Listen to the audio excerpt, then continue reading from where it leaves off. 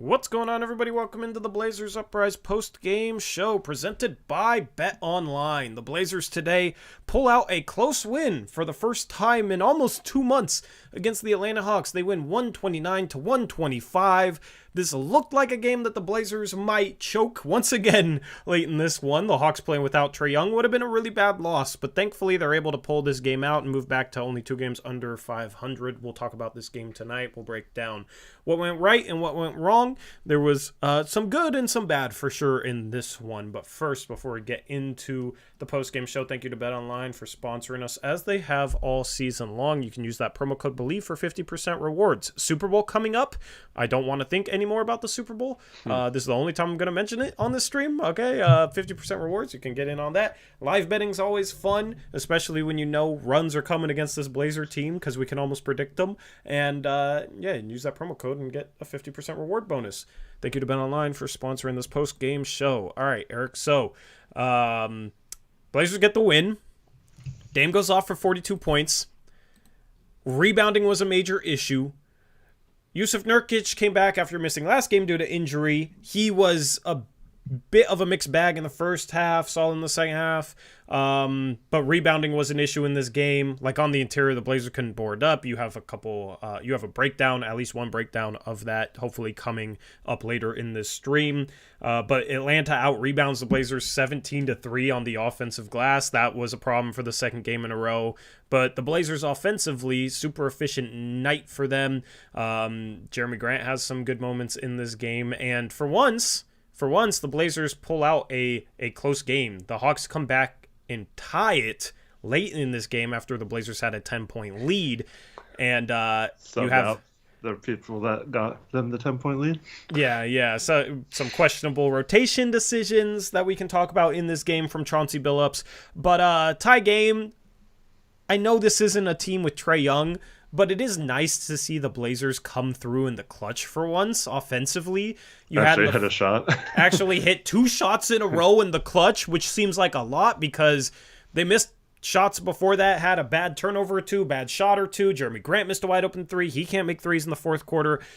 But it comes down to the final minute. Dame has a layup, and then Anthony Simons has an open 3 that he knocks down. So it was good to see them execute down the stretch in the final minute in order to pull out a game that would have been a really bad loss. So given the fact that this was an Atlanta team without Trae Young, it's not a great win by any means, but it's a win nonetheless, and it's the type of game that the Blazers have lost numerous times this year where they literally can't do anything in the final minute. So that was nice to see. Yeah, that hadn't happened all month where they won a game that wasn't kind of a blowout, winning by 10 or more. So this is the first single-digit victory of the month. Yeah, so props to them for that. Where do you want to start off with this recap? Let's just start out with this member message because Dame was great tonight. Once again, he's just playing at such a high level right now. And Oscar with the member message for 12 months says, Dame in God mode, need to get him help at the deadline. Yeah, we can talk about trades later, but Dame's just locked in right now. I'm a little worried about how much he's having to do to carry this team right now, but we just need to get wins at this point and hope that we get enough of that help, as his second sentence says, to make it to where he doesn't have to do so much. But yeah, I don't know. I thought Ant and Grant had good games tonight as well. But Dame definitely is taking on a lot of the responsibility himself right now. Yep, absolutely.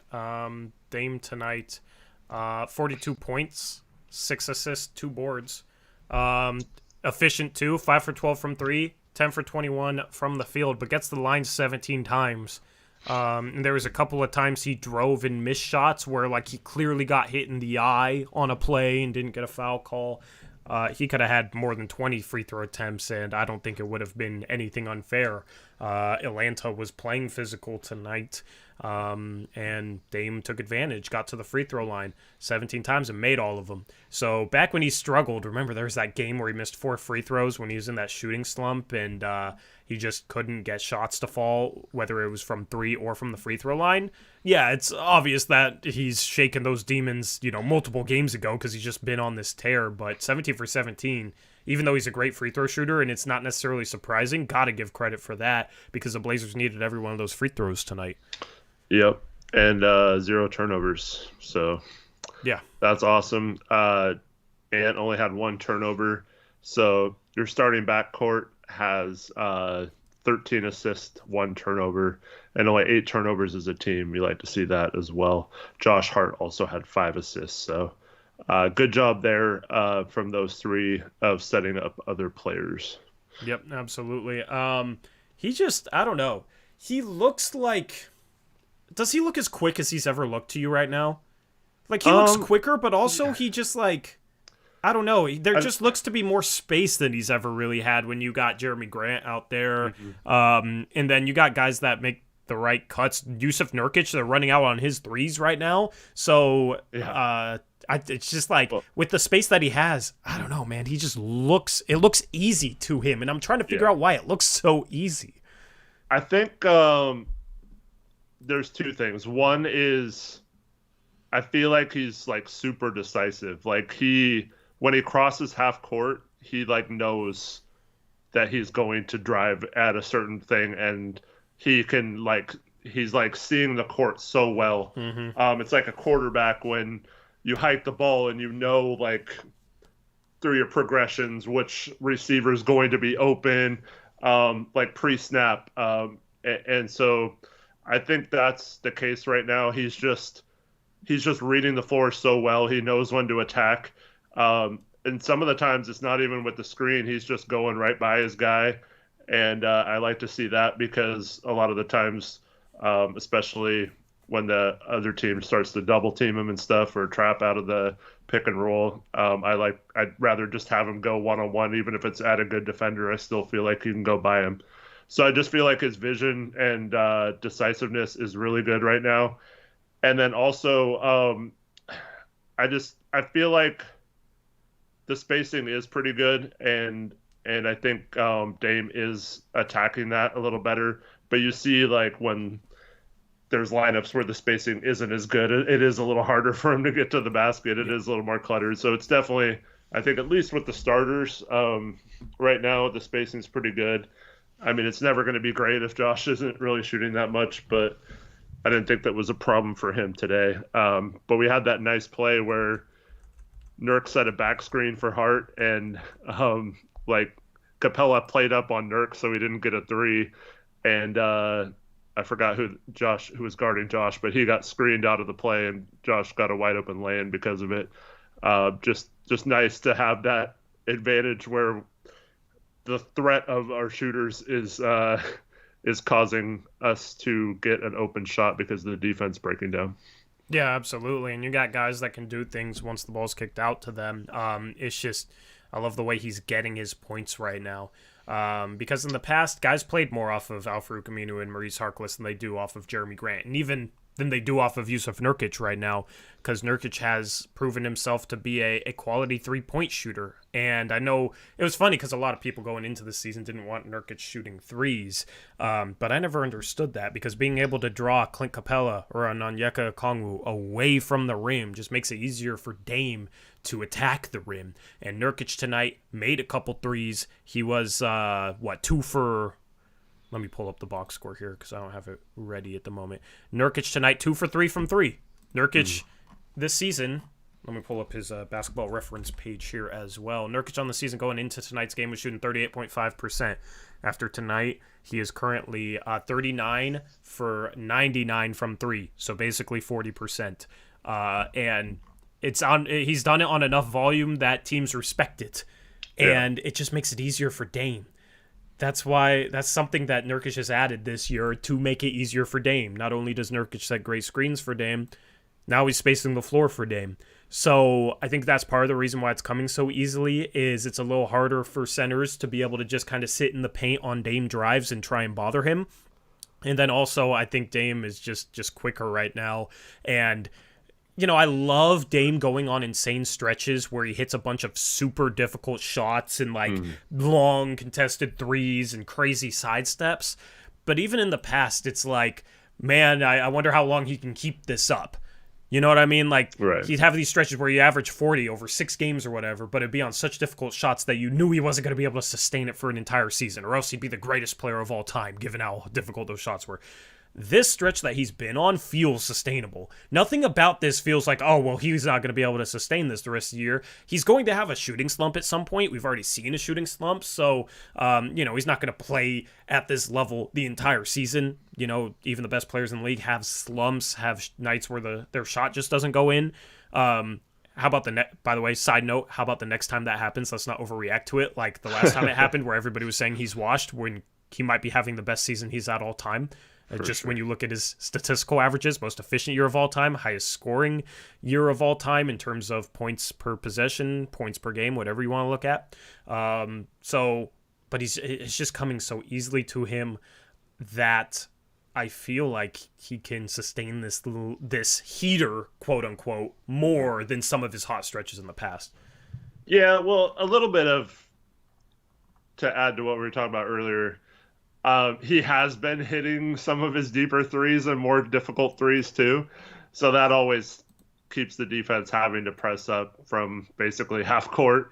And I think that really helps when has that decisiveness to attack the basket. So those aren't sustainable necessarily. Dame could make it sustainable sometimes, but you can't count on those going in all the time, and it's not necessarily the best way to go about your offense. But when he does hit an occasional one, it just freezes the defense so much more and puts them in a position where they have to overplay him basically 35 feet from the basket, and that just opens up the court so well. And then one thing tonight, in the first half, they threw a double team at Dame, and he threw it to Sharpe. And I thought this was one of Sharpe's best plays of the season. He was quick with it, went right towards the middle of the key, attacked the defense with the advantage, the 4-on-3, didn't allow the trapper to get back on and rotate to another guy, and just took it right to the hoop. And I think it should have been an and one, but he finished with a nice lay-in. In the second half, we had a situation like that with the starters, and they just kind of held the ball and didn't attack it. And the defense was able to recover, and we weren't making them pay for double teaming Dame. But luckily they didn't do it very much. So I really liked how Sharpe attacked that double team, and that's going to help too. If we have more players like that can do that, there's no way you could just double team Dame at random from half court if we have ways of taking advantage of that 4-on-3 mismatch because of it. Yeah, absolutely. We'll talk more about Sharpe because I thought he had some good moments tonight. Had some bad moments as a rookie, you expect that, but I like what Sharpe's been doing lately. But let's take a quick look at the team stats here. Portland, 129, 125. Portland was super efficient offensively, and they had to be in this game. They shot the lights out. But yeah, shot the lights out. But luckily, Atlanta shot well as well. And DeJounte Murray had a big game. He hit some shots that were difficult.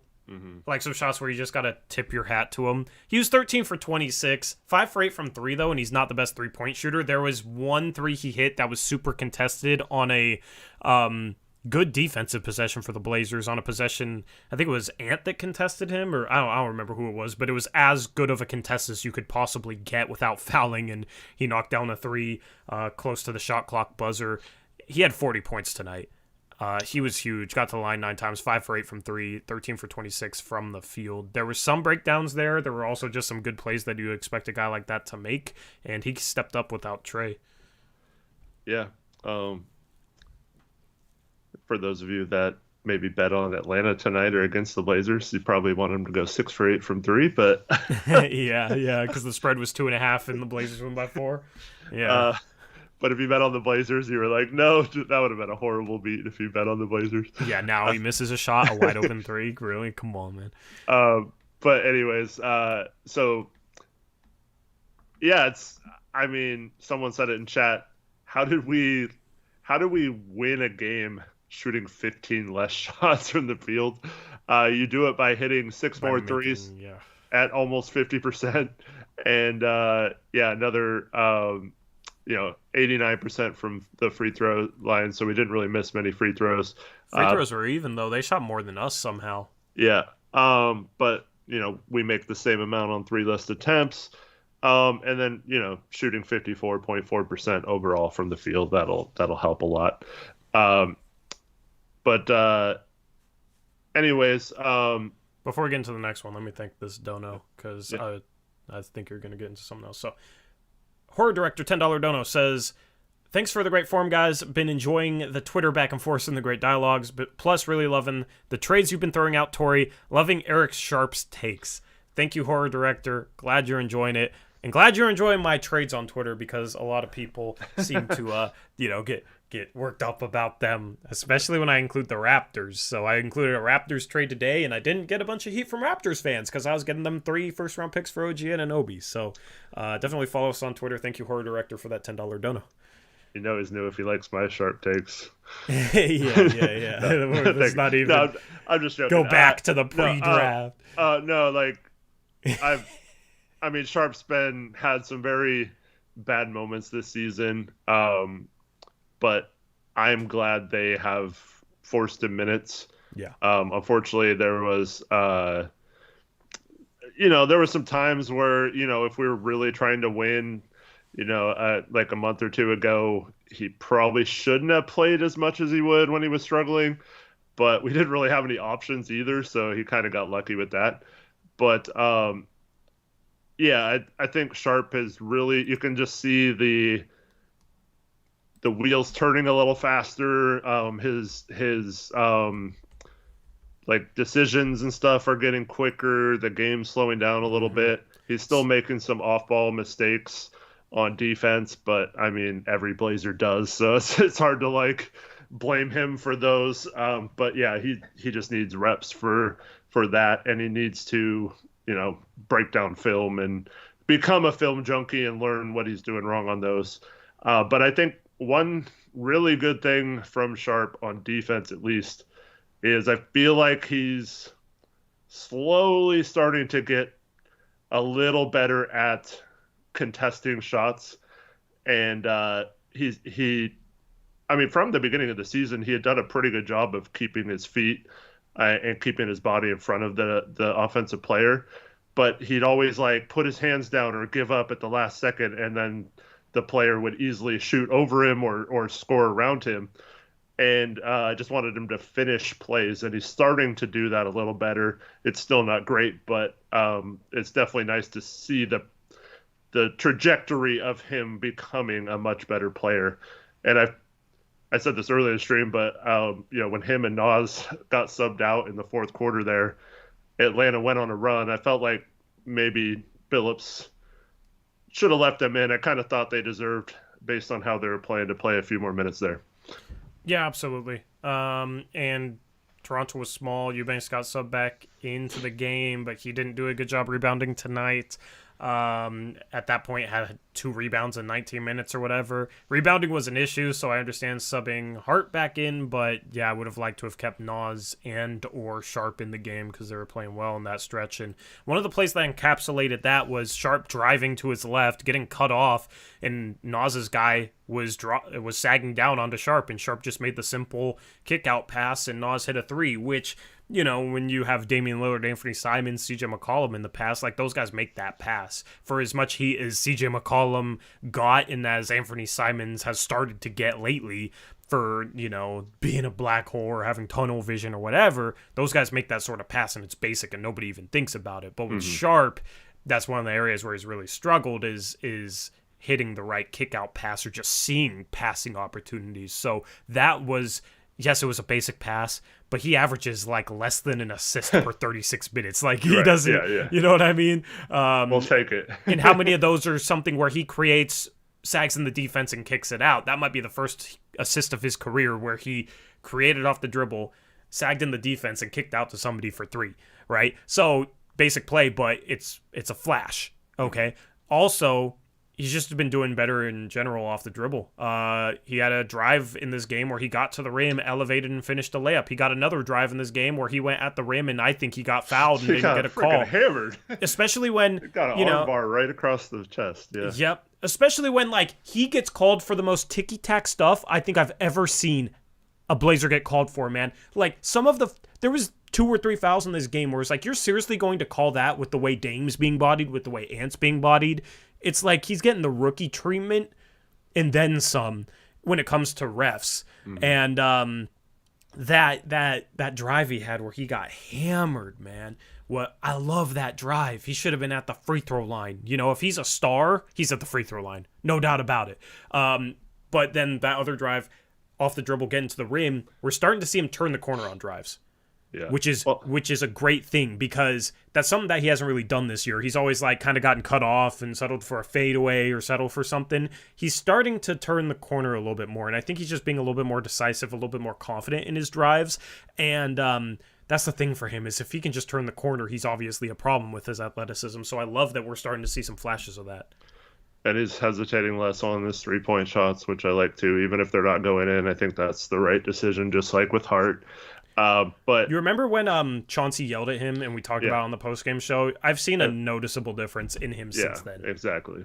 The thing about Chauncey. The thing about the refs is, I don't like, maybe they need to adjust to him, because like when you can jump and you have the crazy athleticism that Shaedon Sharpe has, it's kind of like this weird situation where he's like not out of control, but it almost looks like he is, because he is like how can a player contort his body or hang in the air that long or whatever? So much like, I mean, it's not trying to compare him to greats, but like there's a lot of players that had a certain ability that not many other players had, and the refs have to like adjust or figure out a way to call him differently than other players. So I think like he spins to his right and like hangs forever, and I don't know, maybe it just didn't look like a foul to the refs, but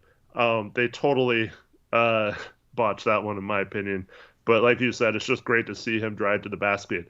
And then the most impressive play, not even, I mean, the dunk is fine, like awesome lob, good pass by Gary Payton for the lob dunk, but just the read by him to notice that his guy had turned his back and to cut in that situation, because Gary would have had a turnover if he didn't cut there, and because Gary was like losing the ball and he had nowhere to go, and then all of a sudden, there's Sharpe cutting perfectly down the baseline, perfectly timed cut to the basket. Great pass, and he got a dunk, and when he realizes how often he can do that, and if the Blazers start noticing how often he does that, like he could space the floor without even shooting a three sometimes, because they're always going to have to be worried about that on the backside, and that's going to open up the paint for either the roll man off the pick and roll, or Dame or Ant drives down the middle.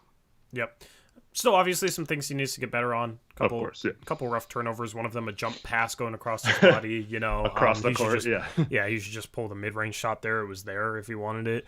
Wide open. And I'd rather have that than a turnover there. But also an impressive play was that block he had on DeJounte Murray. But that's one of those plays where it's like, that's awesome, and that's the highlight. And, if SportsCenter is going to talk about anything he did tonight, it's going to be that. But, like, he has that sort of athleticism, and we know he can do that, right? It's one of those things that is awesome to see.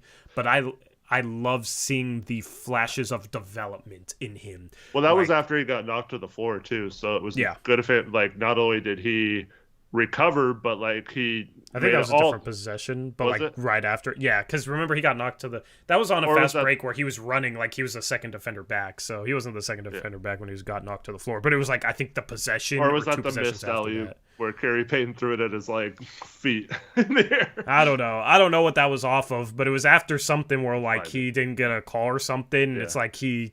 I don't know. I don't know if he was mad about it. He doesn't show emotion, but Or was it maybe the he was mad turnover? about Maybe. it.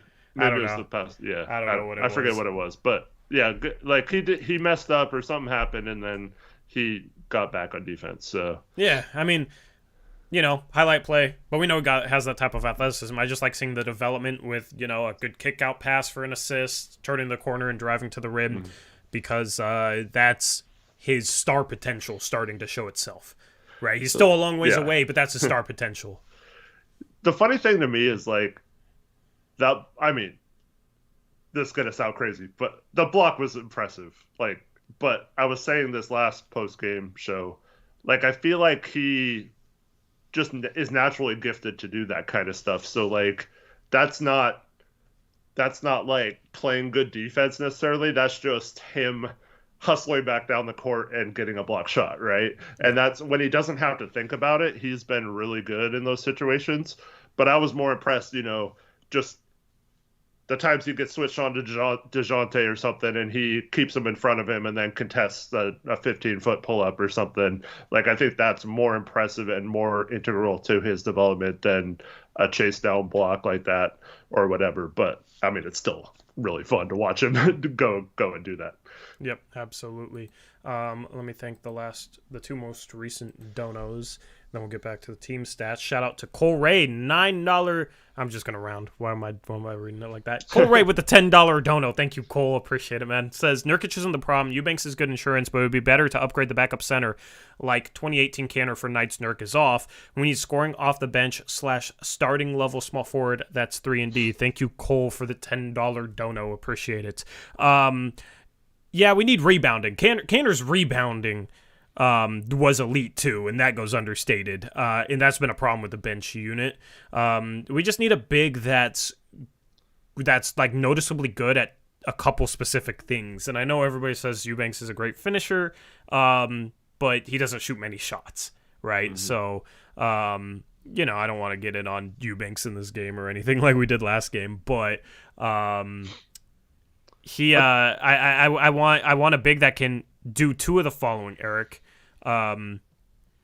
Defend the rim, defend on the perimeter, and I mean defend the rim as in be consistent in terms of being in the right position, not making mistakes, that sort of thing, on top of contesting shots, maybe blocking a couple, whatever, like the whole package there.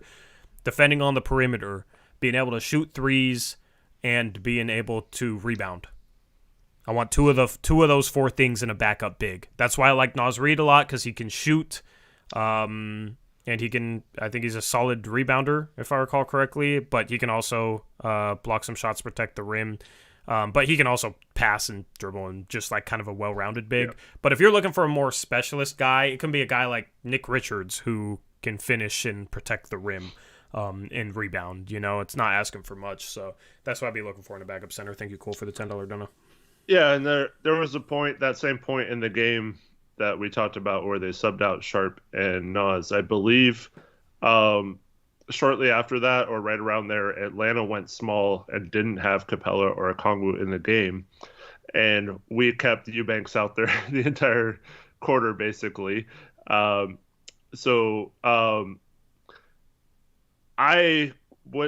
It's not necessarily a backup five. I just want someone that's like a 4 or 5 guy that you can put in those situations, that can score and defend a little bit, that you don't necessarily have to choose Nurk or Eubanks. Like, take them both out and play this like PJ Washington or something at small ball center, and he can still space the floor and score for you and defend the perimeter a little bit. So those are the kind of guys I would do. So like, you're not necessarily, upgrading the backup center spot is great, but if you get a guy who can play both 4 and 5, I think it kind of minimizes some of the questions about like, oh, we're trading for a backup center. Does that mean they hate Eubanks and all this kind of stuff? So not that that's important or whatever, but I do think some of that stuff will come into play based on the fact that this organization obviously likes certain players that some people aren't that high on and are going to continue playing them. So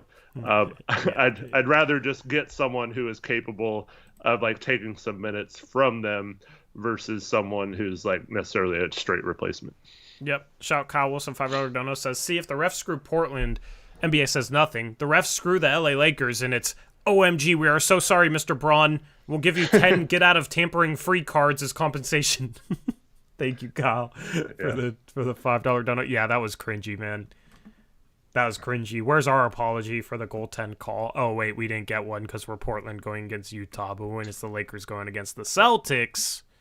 And the Lakers, I saw somebody say on Twitter today, like, out of all the calls wrong in the last 2-minute report, the Lakers have had many more in their favor than pretty much any other team. It's 21 of 34 in their favor. Yeah, so... That was incorrectly called, yeah. Yeah, and the Warriors have more calls than average, and the teams that you would expect. It's actually true. So they don't owe an apology to the Lakers. They owe an apology for the small markets that they screw over.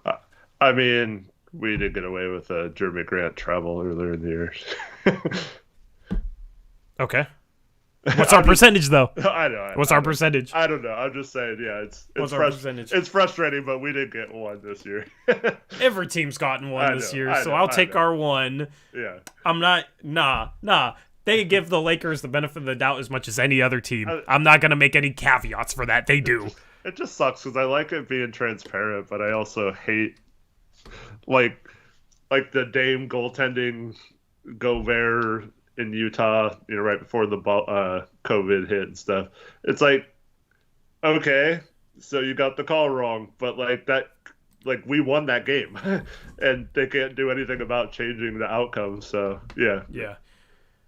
We got a comment in chat which is ridiculous. Says, bro, it was so bad they had to apologize. OMG, they've missed calls like that all the time and never apologize. What do you mean they had to apologize? That makes no sense. You're saying that because you're a Laker fan.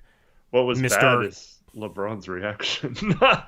Yeah, I mean, I'm not even gonna clown him for that. Like, he was. No, I know he was upset. Mad, but... It's like people are like, oh, he doesn't care, and then the second he like really cares, it's he gets clowned. He's on the ground like crying.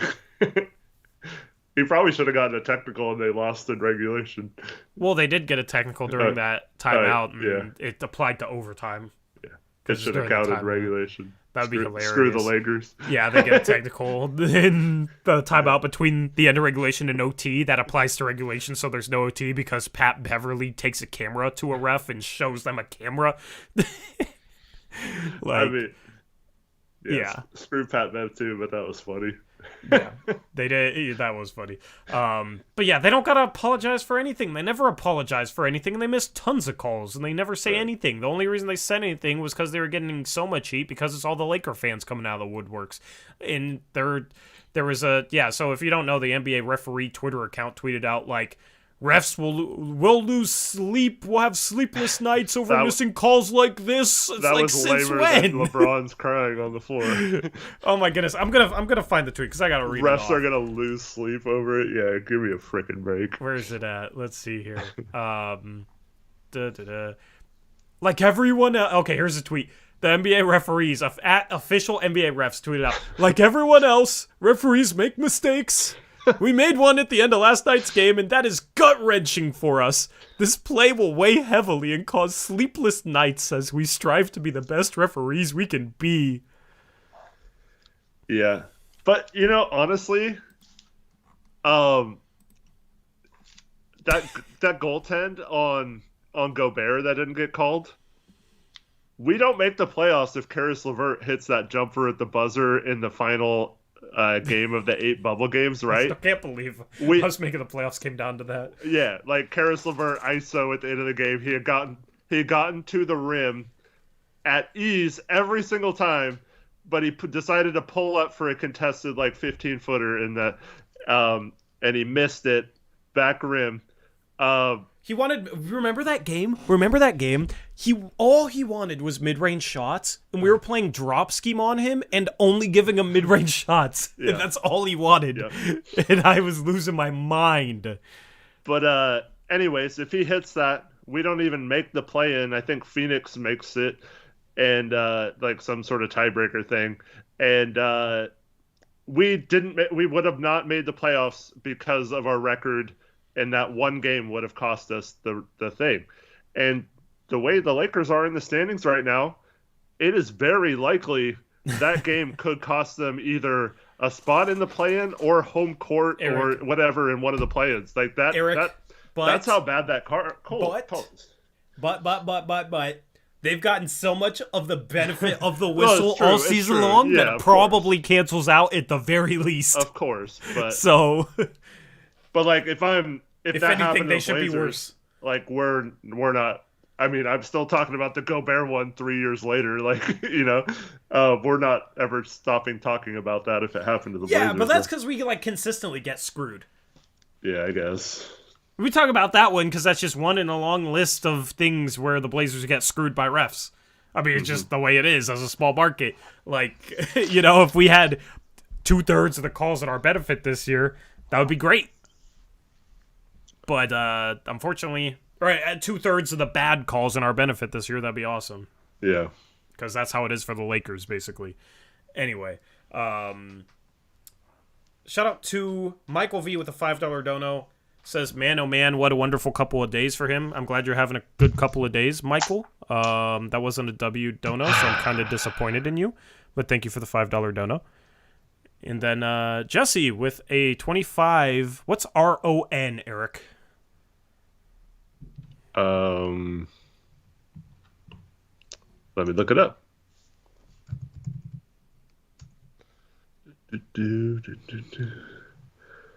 RON. It's Romania. Nulu. Romania. Thank you, Jesse, for the 25 Romanian donation. Says, no reason for this dono. I appreciate you guys. Well, appreciation is a reason. Thank you, Jesse. Yeah, thank you, Jesse, and everyone else who donated. We really appreciate it. Yep.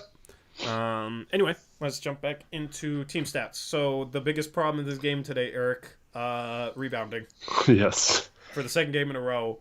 I said last game, like, I don't think the Blazers would ever get out-rebounded like this if Nurkic was playing. And then, of course, Nurkic plays the next game, and it's even worse. Instead of 15 offensive rebounds to 3, it's 17 offensive rebounds to 3. So, sick. That take aged like milk. The rebounding was a problem. Half of those were on, 3 plays. Yeah. Yeah, there was a... Yeah. Nurkic, this was maybe his worst rebounding game of the season. I know you have a breakdown for that. Are you able to get that breakdown, or should we just talk about it now? Efforting. Huh? Efforting. Efforting. What does that mean? Efforting. I'm efforting the breakdown. You're efforting that. Chat, what is he talking? What is this? Effort with like the verb of effort? Yes. I'm efforting getting it ready. Okay. I don't know. I've never heard that verb before. You haven't? Okay. Efforting. Half a chat's probably like, yeah, and half a chat's like... I've heard of... I don't know. Anyway, thanks for your efforting, Eric. Keep efforting on. Appreciate it. Yeah. How long will that be, by the way? I don't know. How long will this efforting take place? I don't know, man. Okay. Well, who do you think was to blame for the... All right. One of the plays I wanted to get has a horrible angle, so I'm not going to be able to get it. But because of good old Blazers broadcasting with their angles. Yeah, I don't know if it was that one, but they need to hire like an IG model to work in the TV truck, since IG models know their angles, and it seems like this broadcasting crew doesn't. I mean, that's always been a thing. Rip City, it is. My mom has season tickets, so they hand out different little posters at games. So I just she gives them to me, and I put them up randomly. But that one was cool because it's from the game where they celebrated Lillard's breaking the team record for points. Yeah, that's a cool poster. Looks good on that door. My wife hates that I put them up, but I could take them down and put them back up. That's funny. I knew Taylor would appreciate that comment because he's so thirsty. So who's to blame for the rebounding tonight? Was it just a collective effort? I thought Nurkic had one of his worst games of the season on the boards. I thought Eubank struggled, but I also thought other guys didn't do enough to help those guys out. Like, it was just a collective problem tonight to me. Yeah, there was the first play where Capella got like 3 offensive rebounds and then dunked it on Nurkic and did like a chin up on the rim. Which wasn't a technical, even though he did like 4 of them. So that one, in my opinion, like the play is just, it was kind of weird because like Nurk had a great help on a Collins post up and Collins had to pass back out. And then you forced DeAndre Hunter into a mid-range shot, which I think will take that all day. And then Nurk didn't recover quick enough and then was just kind of out of position under the rim to get the ball the way it kept bouncing back off the rim. So, I mean, yes, he gave up 3 offensive rebounds. Probably should have gotten back into the play a little better. But, yeah, I don't know if that one was like 100% on him when he's getting like no help under there. But the next time I think Capella gets a couple offensive rebounds a few plays later, that one Nurk just didn't box out and missed that one. But in the second half, I feel like Nurk made an effort to find Capella whenever he could and box him out. Except for there was one time where a 3-point shot airballed and it went over Nurk's head, and it was just kind of unfortunate. I don't necessarily blame anyone on those situations. But I think after those couple plays in the first half, I think Nurk did a better job of rebounding in the second half. Some of the problem, too, is we got mismatched on situations where, Hart or because Hart's like a good rebounder, but it's like hustle rebounds. It's not boxing someone out and out rebounding them getting to the ball off the rim, it's more like the ball bounces far and he chases it down before everyone else. So I think we just got caught in too many situations, where our big forgot to box out, or B, like we just had like Simons or Hart guarding Collins in the post, and then like Nurk was guarding a guard or had to come up to the free throw line to guard a drive, and then we didn't have anyone that was capable. Even if you do box out Capella, he's still going to get rebounds because he's so long. So I think it was just a mixture of a lot of different things. Yeah. Yep, agreed. Second night in a row, tough to see. Got to rebound the ball better than that. Can't get out rebounded 45-32. That's the only reason they're in this game, Eric. I mean, efficiency-wise, like, yes, DeJounte Murray had a big night. Yes, they hit some tough threes, like Bogey hit a tough 3 or 2. But that's kind of what Bogdanovich does. He was 4 for 10 from 3, 40%. He's a guy that can hit tough ones. Defensively, I think they were actually okay tonight. There was a lot of possessions where I was really impressed with the way that they rotated and the way that they got into some mismatches, like switching and on-ball screen, and then they ended up off the ball and then would switch back. Some of their off-ball switching into more optimal matchups was something that you don't really see from this team, and I saw a few times tonight. I thought like team defense tonight was solid. There was mistakes like one-on-one, point of the tag, bad fouls here and there, like individual mistakes. But I thought as a team, they were rotating well, switching well, positioning, at times was bad. But I was impressed with some other possessions. And there was a couple impressive defensive possessions.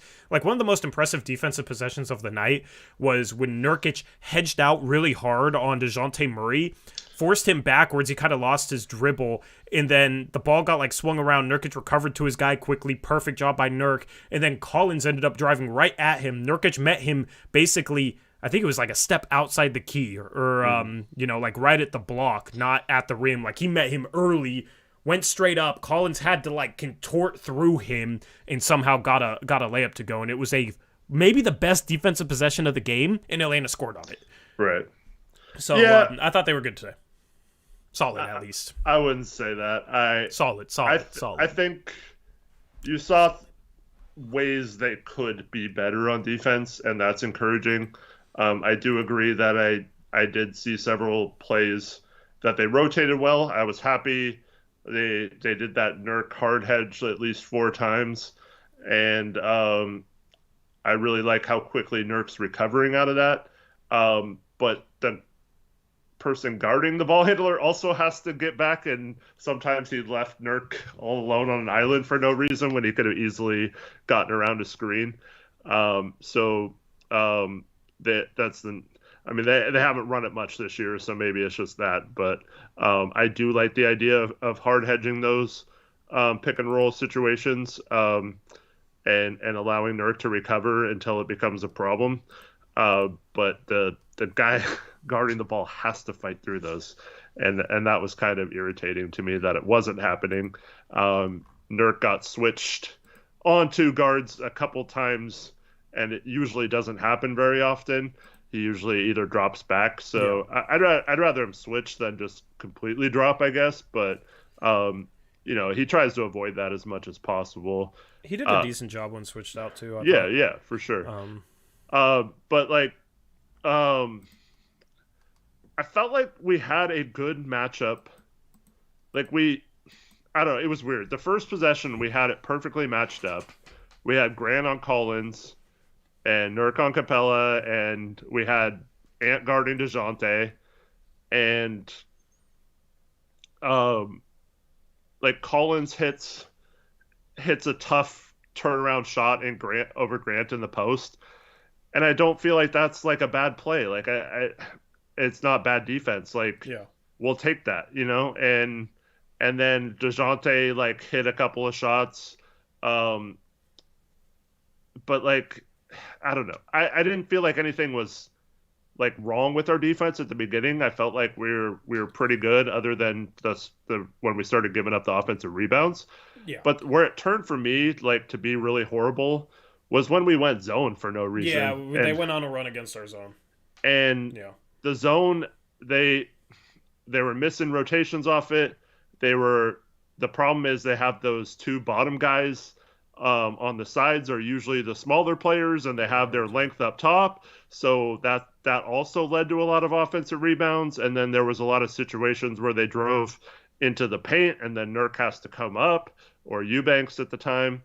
And there was also problems where they would lift the center guy in the zone to the free throw line, because if you get the ball entered in at the free throw line, a lot of times the middle bottom guy of the 2-3 zone has to come up and take care of that. Yep. And in those situations, you bring the center out of the paint, you already got your 2 forwards up top at the top of the 2-3 zone, so who's left to guard the rim? It would be the 2 bottom corner guys. It would be Dame and Ant, or Dame and GP2, or Dame and whoever, right? And there was a couple possessions where we struggled to rebound because of those situations. There was a couple of times where we gave up a foul because they threw it to like John Collins and Dame's on him. And what are you going to do if you're Dame? All you can do is foul him. So I thought the zone, against certain teams, you can maybe get away with playing your 2 guards as the bottom corner guys. But against Atlanta, which is a bigger team that plays John Collins next to Clint Capella. John Collins at the 4 is one of the bigger starting 4s in the league. It's a lot harder to get away with. Capella being a really good offensive rebounder. Atlanta probably isn't the team to play that zone against, so we switch zone, and all of a sudden we start getting scored on a lot, and I just think it was a mistake of a call from Chauncey. Yeah. I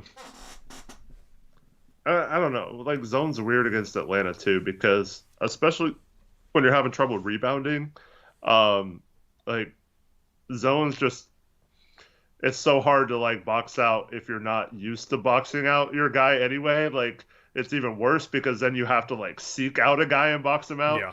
So like often what happens in a zone is um, the players are guarding an area in a zone, not a man. So like when the shot goes up, they just turn around and watch from their area, and they never like dive or attack the rebounds. So yeah, it's just um, it's I don't know. I like it against some teams. I felt like Atlanta was doing a good job. In the second half, they were putting Collins at the high post, like you mentioned. And if Nurk comes up, he had a lob to Capella, and then there was communication breakdowns from the Blazers because they didn't know,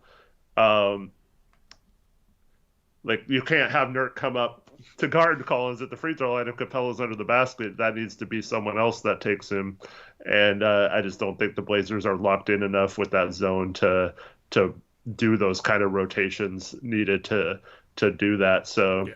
It works, like I said, as a gimmick and throwing it out there every once in a while. I just don't like when they go to it for like several minutes or possessions in a row. Yeah, and I didn't like it in the situation either. Like, outside of that, the offensive rebounding, and you consider some of the tough shots that I think Atlanta hit in this game, I thought defensively it was a very solid game. You know, not great, but solid. Because that zone, the offensive rebounding or the defensive rebounding issues for the Blazers, those two things led to Atlanta scoring 125 points, you know. So I thought they were better in the second half than in the first half too. I thought in the first half they weren't getting out on threes enough. Like Ant had a couple of possessions where he just closed out way too short and gave up a three. There was a play actually I think this was in the second half where Nas, it was like with 2 on the clock or something. Oh no, that was at the end of the game. Like Nas one pass away wasn't close enough to his guy, was sagging off way too much. Just stuff like that. They still make those mistakes. That was that final bogey 3. Like the ball handler had picked up his dribble and Nas was one pass away and was like 5 feet off him for no reason. He should have just been denying him. So this team still making mistakes, but I was impressed with the way that they rotated at times in this game. I thought, as far from a rotation standpoint, like knowing who's supposed to rotate where, I thought this was a solid game in that regard. And then some of the off-ball switching was solid.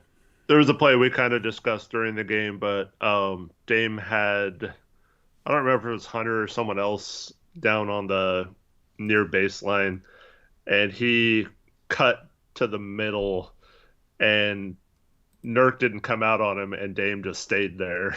Like it was almost like Dame thought it was a zone or something, or thought Nurk was going to switch, and they got a wide open like 8-foot jump shot because no one came out. And I think on those situations, even if you were in a zone or no matter what was going on, I think Dame just kind of gives up on some of those plays sometimes. And I'd like to see him try to fight through those and stay in front of his guy. I think that was a man, Eric. That play, it was like there was 2 baseline crossers, and like Dame and Hart communicated to pass them off to one another, which is why I think it was man to man. Because if it's in a zone, are you communicating it quite like that? Maybe, because you got to let guys know that guys coming into their zone. It just, I don't know what it was, but Dame like tried to go the long way around the screen and follow the guy, and sometimes guys just take bad angles on getting through off-ball screens, and it makes it a lot harder. But that's the thing. When you're curling off a screen, if you can shoot, if the guy goes under the screen relative to the ball, you're supposed to pop back and shoot a jumper. Like, if you're curling off 3 and a guy goes under, when he's underneath the screen, back up over the top of the screen, get that catch and shoot 3. If he trails you, like follows you over the screen, then you turn the corner, go downhill. And that's, something that the guy off ball, that's something that we can get a little bit better at. I think Ant has been good at it, but that's something that's tough to guard if you don't have a big helping, right? Because it's basically pick your poison. That's why you generally need help on the curl, at least from the big man. The problem is on that play is Nurkic didn't step up and help when the guy curled, got that 8-foot jumper. So, well, this is my problem though. It's like, why is Dame always in that position? You know what I mean? Like, what, defending a player off ball? Like, in that spot, like down near the baseline, like he's always in the corner guarding someone, and it leads to a lot of situations where he has to come in the paint and doesn't. I thought the strategy at the beginning of the game to just have Ant on DeJounte and let him like get cooked if that was the case. I actually thought Ant, outside of a couple of those closeouts you mentioned, did a pretty good job on him when he was on him. But and off ball too. I thought yeah. Ant like played really well defensively the second half.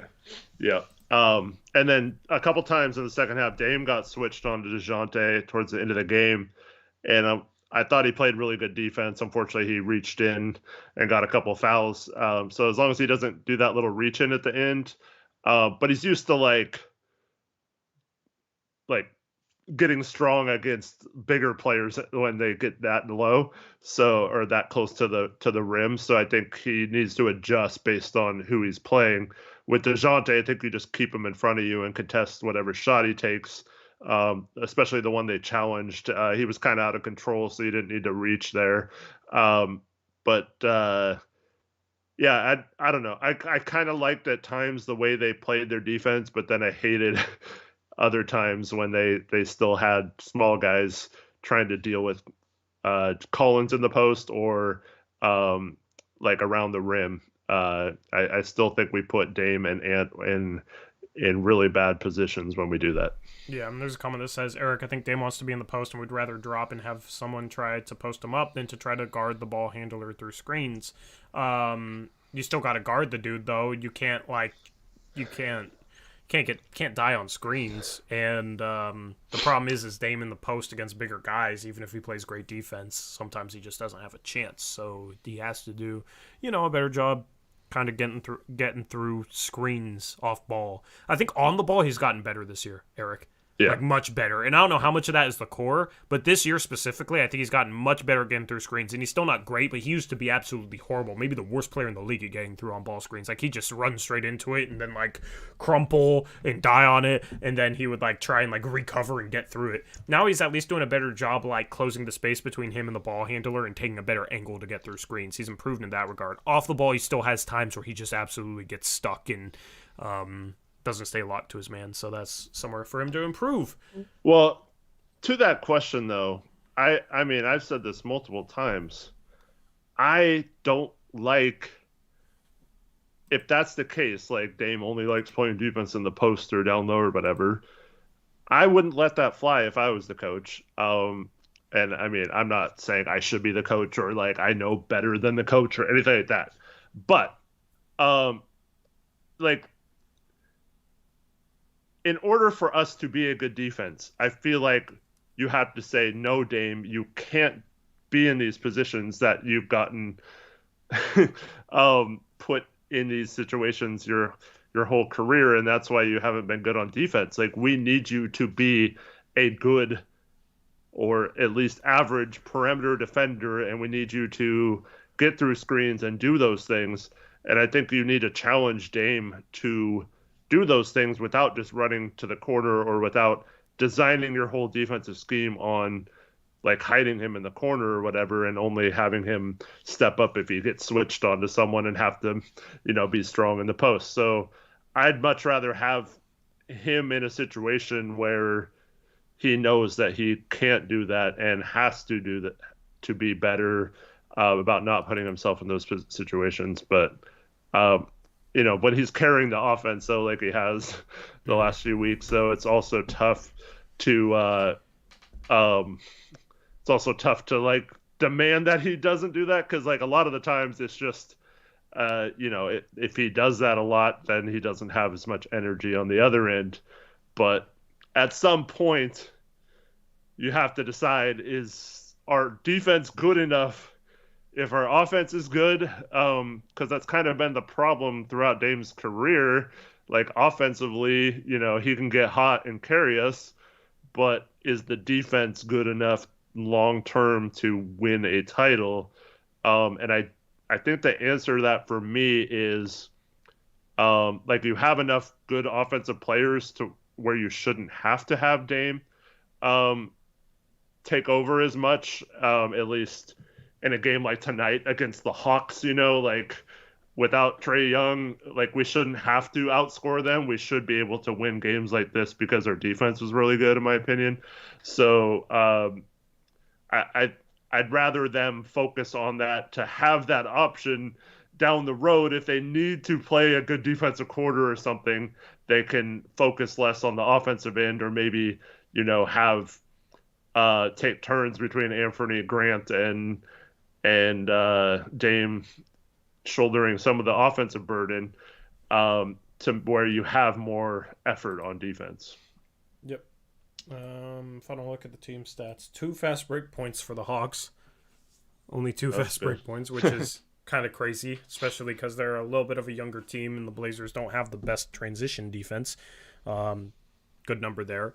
Points in the paint, 50, though. Beat us up in the paint. Low turnover game for the Blazers, which was nice. Shooting the ball well. We had some possessions with some really good ball movement, and it didn't come with the extra turnovers like it always seems to come with. So, offensively, with Dame having it going like he is, with the bench being a little bit better, with our turnover issues not being as prevalent lately, there's still, a game here or there, but we are consistently turning over the ball earlier this season. Mm-hmm. The offense is definitely on the uptick. The problem is the defense has regressed a little bit. Yeah. So we're now 8th in offensive rating. Oh, I don't know about after tonight, actually. This is before tonight. But heading into the game. Adjusted offensive rating or normal offensive rating? This is regular. We're 8th and 25th on defense heading into which isn't going to change after this game. But the last 2 weeks, we were top 5 offense, bottom 5 defense, and we're really bad on defense. Yeah, like back on I'm just looking at dunksandthrees.com right now. Like back on, where do we go here? I'm trying to find, there's a point, on January 11th, so this was almost 3 weeks ago, the Blazers were 15th in adjusted offensive rating and 16th in adjusted defensive rating. Now, they are 9th in adjusted offensive rating and 22nd in adjusted defensive rating. Mm-hmm. So, if you could just be, 9th in offense and 15th, 16th in defense, okay, you're getting somewhere. The problem is the defense has regressed, which is unfortunate. Still some good moments. I don't really know why it's regressed. I don't know what we were doing better back when we were 15th, 16th, that we aren't now. Honestly, I think because the whole season, right, we had these analytics that were like, oh, look how good Eubanks is. He's the best in the league at switching on to guards or switching on pick and roll, right? Yeah. And then we had for a while it was like, look at the analytics on Jeremy Grant's guarding a guard or whatever, even though that didn't account for when he gets completely taken out of the play by a screen and someone else has to switch onto that guard, and then that counts as that other player guarding the shot, not Grant. But I think we're seeing that there were some mirages earlier in the season, and some of that's luck based, and some of it's just like who you're playing, I guess. But we've been saying that since before the season even started, that those weren't things that were going to lead to a good defense this year. If we were having, this far into the season, if you would have told me for the most part, Jeremy Grant still playing, the other team's best ball handler up top and taking himself out of being a help defender. If you're talking about Anthony and Dame in game, 50, still guarding posts down low, trying to stop players around the basket and with no help down there because all our bigs and forwards are up top. So I think they got fooled into thinking like, oh, if we just keep this way, all these analytics bear out that this is a really good defense. And unfortunately, the stuff they were looking at, I think, was all stuff that was going to get exposed eventually if they kept doing it, like the zone and running Jeremy Grant at the top of the key. And so they were overachieving in regards to certain things they were doing. Yeah, I firmly believe that. And then as it's gotten worse, they have not made much of an adjustment or changed their style or anything. And so I don't know if it's a case where they're still believing in the early part of the season that'll come back at some point, or like once they got Gary Payton back, like adding another defender out there, maybe they thought it would improve. But I don't see a lot of adjustments. Like I said, we're still seeing Dame and Ant way too often in the paint trying to be our rim protection, and I just don't think a defense can sustain being good, especially against good teams, if that's more often than not the point. Yeah, well, that makes sense to me, because I was going to say it's not something where I feel like we're doing much differently. It's not something where it seems like they're playing much worse defensively, but it has been lately. So, yeah, I mean, that makes sense to me. And that's where, that's the thing. It's like if we brought in a starting small forward that was like a really good on-ball defender, and Chauncey was sitting here like, oh, okay, well, we can put him up against guards and have Jeremy Grant helping now. Maybe that would start that change. Probably more Harkless, yeah. Sure, Maurice Harkless. But no, like or Batum, like when. Oh, you mean that type of guy? I thought you were saying like literally Maurice Harkless. No. I said prime Maurice Harkless, not now washed Maurice Harkless. Oh, I didn't even hear you say prime. Yeah. Like somebody like that. OG is who I'm thinking of, obviously, but it doesn't have to be OG. Right. That's where it becomes a lot easier in order to, a lot easier for Chauncey to make the right decision. It shouldn't need to be that easy for him to make the right decision. Like, he should just make the right decision now. He should stop putting Jeremy Grant up against guards and have him help. There was a possession where Jeremy Grant got a jump ball today, playing help defense, playing around the rim. And it was like, oh my goodness, look at Jeremy Grant around the rim. You remember the first preseason game where he blocked 3 shots at the rim, Eric? Yeah. How often do we get to see that? How often does he block shots at the rim? Never, because he's never at the rim, because he's always guarding guards. Very infrequently, yeah. Yeah, that's what I want, So that's the thing, is this defense, like Dame and Ant, I don't think has been as bad as people act like. I think Dame has been better this year in certain areas, a little bit more consistent. I think his effort level this year is better than it has been, but also he's not hurt, and also he's not having to over dribble a ball constantly on every offensive possession. And then Ant, I think, doesn't get enough credit. Like, he's definitely not good, but I think he's slightly below average right now, which is fine considering what he gives you. A lot of people act like he's horrible, and I disagree with them, and I will continue to disagree with him. He has really good moments. He has some bad moments, but it's a mixed bag, which is what you hope for, what we were hoping for going into the season. So, in general, I still think this can be a solid defense. It's just Chauncey has to start making the right decisions. Chauncey has to stop going to the zone with the 2 guards at the bottom, especially against teams. He can do it like occasionally, throw it in to mix things up, but he can't go to it for too long like he did today. He can't do it against teams like he did it against today, a big Hawks team. So there's some things that Chauncey could absolutely do better. Having GP2 will obviously help. Nas looking a little bit better will hopefully help. But then just the biggest thing is being able to have that on-ball defender in the starting lineup that's a better guard defender than Josh Hart would hopefully spur Chauncey Billups to stop putting Grant against guards. Why haven't they tried Josh Hart in that situation? Like, you're asking. Don't ask me. Ask no, them. You know what I mean? Though, like, like you're saying we need a small forward who does that, but they haven't really given Josh much of a chance to show if he can or can't do that this year. Yeah, I mean, Josh is solid, but he's a mixed bag too. So that's why I would like to get a small forward upgrade. But that's why I was kind of excited to see Ant start on DeJounte this game, because even if DeJounte cooks him, I mean, let's face it, DeJounte was going to get his points in this game. I mean, without Trae Young, he was going to be, back in his first day, and he was going to go off. So, like, why not have that be against Anthony, where you have, like, maybe take out other players and just let him get his, Eric, you want to know why? Because you need Anthony Simons around the rim instead of Jeremy Grant for rebounding purposes, because Grant doesn't rebound. Well, that's true, but I mean, they talked about it earlier in the season. Like, Grant needs to be better at that, and so if he's around the rim, I mean, because I feel like right now they can use the excuse, oh, he doesn't rebound because he's on the perimeter, right? Yeah. So, but I don't want them to have that excuse. I want them to have, like, to show, like, he's not boxing out and stuff. So, and then maybe he could fix that, because that's something that you can easily fix. But Don't you think a team would have fixed it by now?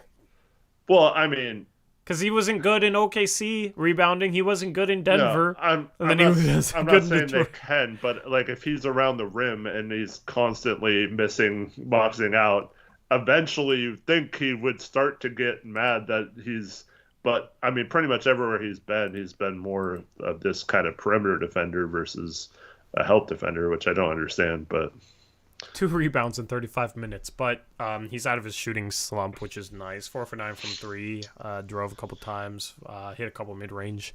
But yeah, 2 rebounds in 35 minutes. This is such a Jeremy Grant stat line. 1 assist, 2 boards. 2 blocks, though. Nice to see. But yeah, I just, obviously they should try that. I just don't think this team could be above average unless they had a little better on-ball defender than OG and then made the right decisions. Because you're going to keep playing Sharpe and, he's a below-average defender. And I don't know, like they have some okay personnel, but it's not enough to be above average. Yeah, like you need that guy. You need that guy to put up against a DeJounte Murray who doesn't let him go off for 40. I know he hit some tough shots tonight, but you need that guy that can slow him down. And it's like if you have that guy that can slow him down and then you just control the glass in this game, you win by 20, basically. And that's with Bogey hitting some tough shots. That's with AJ Griffin had a good game today. He was 3 for 4 from 3, right? That's with some other guys doing things. You still win this game comfortably and hold them to 110, which is a good mark in today's NBA for any team. Even the bad teams, average 110 a game. So that's the thing. You need that guy defensively, and then obviously controlling the glass would help. Yeah, at the beginning of this game, the way they were struggling to get good shots, and we were getting like great shots every possession pretty much. I don't think there's any excuse for allowing them to hang around this game. Like if our defense just kept it up, like I said, they made some tough shots early on in this game, and I don't think that was going to be sustainable for them. Yeah. But I felt like we went into that zone, and then they came back, and then we had some flashes from our bench, which was awesome. And then we went away from that, and then we went back to the basic defense and stuff. But yeah, it seemed at the beginning of this game like Atlanta just was lifeless tonight, and they weren't going to really do much. And then, here we are just letting them do whatever they want a few minutes later. And that's always frustrating to me. Yep. Efficient night for Nurk, 5 for 7 from the field. Had a couple impressive finishes with some good footwork on him. His 1 2-point miss was his easiest shot of the season. I know. It was a great post. It was right at the start. I was like, dude, how could I defend you? And then you're going to miss that. Dude, I got so... Just like the LaMarcus Aldridge thing. Like, he would back down like that, and the drop step or the spin to into a layup was open like every time, but like LaMarcus just refused to do it. Like he'd always like fade away or like make a that like high extended shot over his head. And like so like I'm just screaming at my TV like spin to baseline, it's wide open, like he's overplaying you on the top side. I was waiting for Nurk to do it, and he did it, and I was like, yes, there you go. And then he's like, no, he missed the freaking lay-in. Oh my god. Yeah, I mean, yeah, that was bad. It was hilarious. But like, great move. I mean, you'll live with that shot, even from Nurkic, who's not the best finisher. If he can get that shot off, he's still like 64% at the rim or whatever. That's still an efficient shot to get. Just the best finishers in the league finish at an even higher rate than that. He made a 15-foot jumper today. That hadn't happened in a long time. I know. And he looked very comfortable doing it. Like, just so casual and smooth doing it. And then the 3-point shooting. Remember that season a couple years ago where he shot like 5 of those a game, the mid-range? Yeah, he had a stretch where like he shot a ton of those, and it's like, yeah, I don't miss those. He's gotten a lot better at either going strong or shooting threes. Like I feel like people that criticize him for finesse shots and flip shots is that like, yes, he'll have a moment here or there, but I feel like they're criticizing him based on what he used to do, because he used to shoot a lot more of those. And I think he heard the criticism, and Chauncey's been in his ear, and it seems like he's making a concerted effort to get to the rim. And even when he can't, it's like a sidestep, and he's like doing a floater, and he's not fading away on it, and he's right there at the rim. We had a couple fadeaway ones. One he got fouled on, but yeah. Yeah. But like, yeah, he still needs to finish better for sure. That's one of the weak points of his game, but it's not as bad as, I don't know, it's not that far off of average.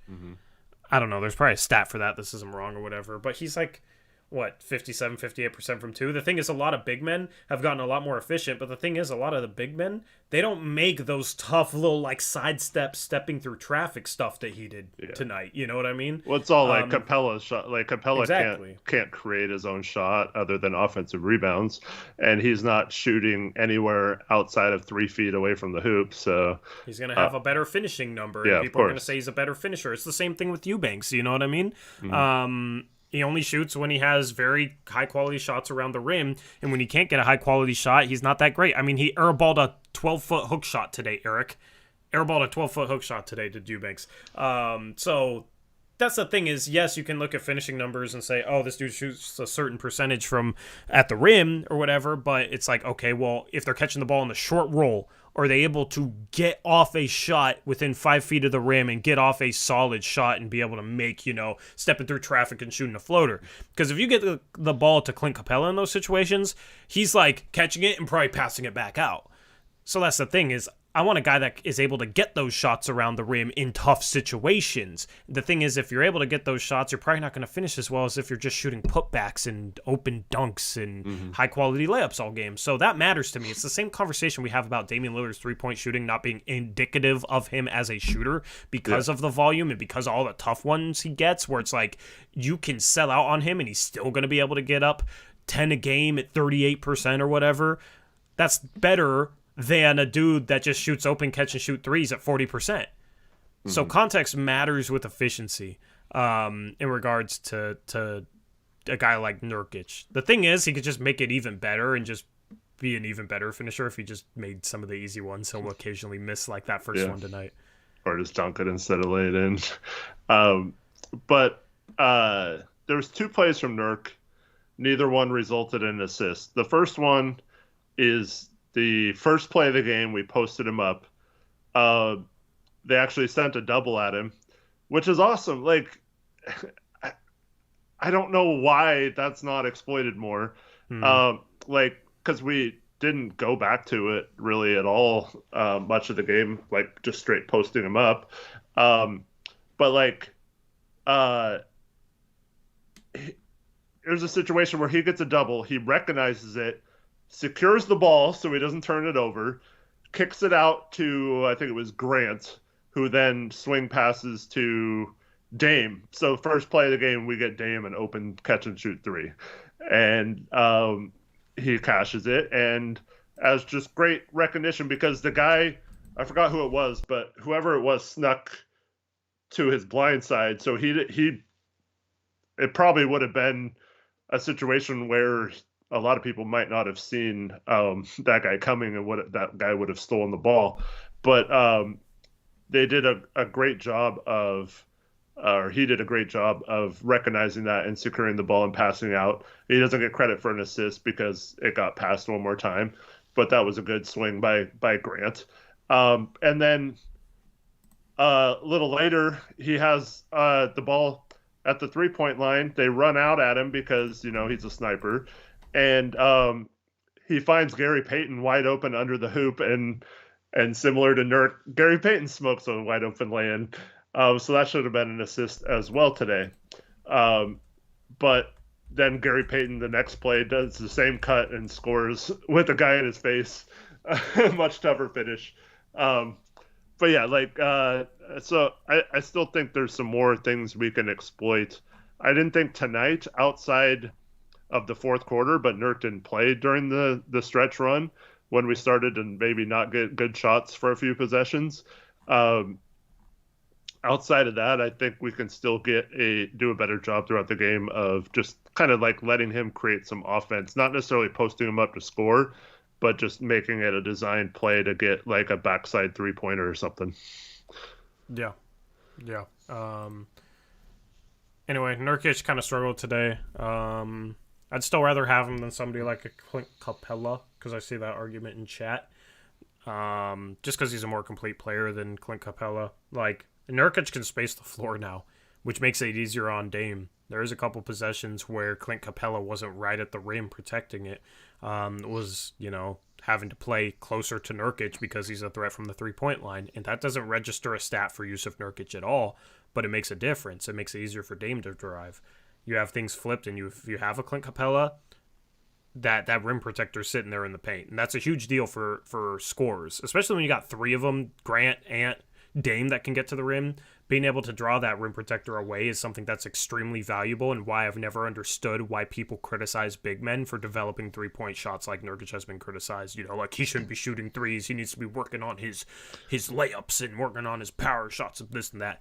Like, that's something that's valuable, and that's something that's helping this offense right now. And I think that's why you're starting to see this offense like raise is obviously guys are playing better, but makes it easier. I love the fact that he can shoot threes, and just being a threat on the short roll matters to me too, because a guy like Clint Capella, if you trap off him and trap Dame, if you give him the ball, like, you're not going to be able to throw it out of the trap 30 feet away for him at the rim.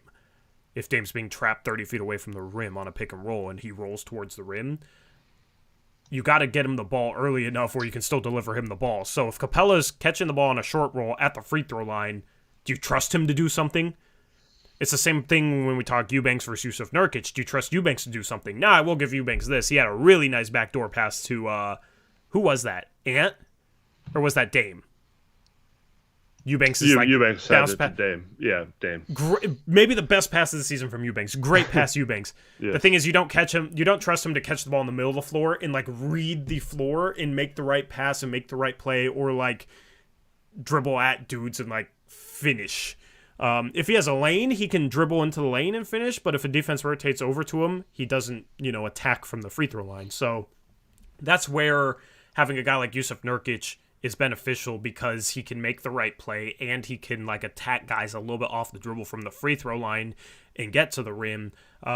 Whereas guys like Clint Capella and Drew Eubanks off the bench don't, and that helps make teams pay for trapping that pick and roll. And teams want to do that against Dame to take him out of it. So that's, where some of the value of Nurkic comes in offensively that I don't think is respected when people just look at statistical productions or what they see on the surface.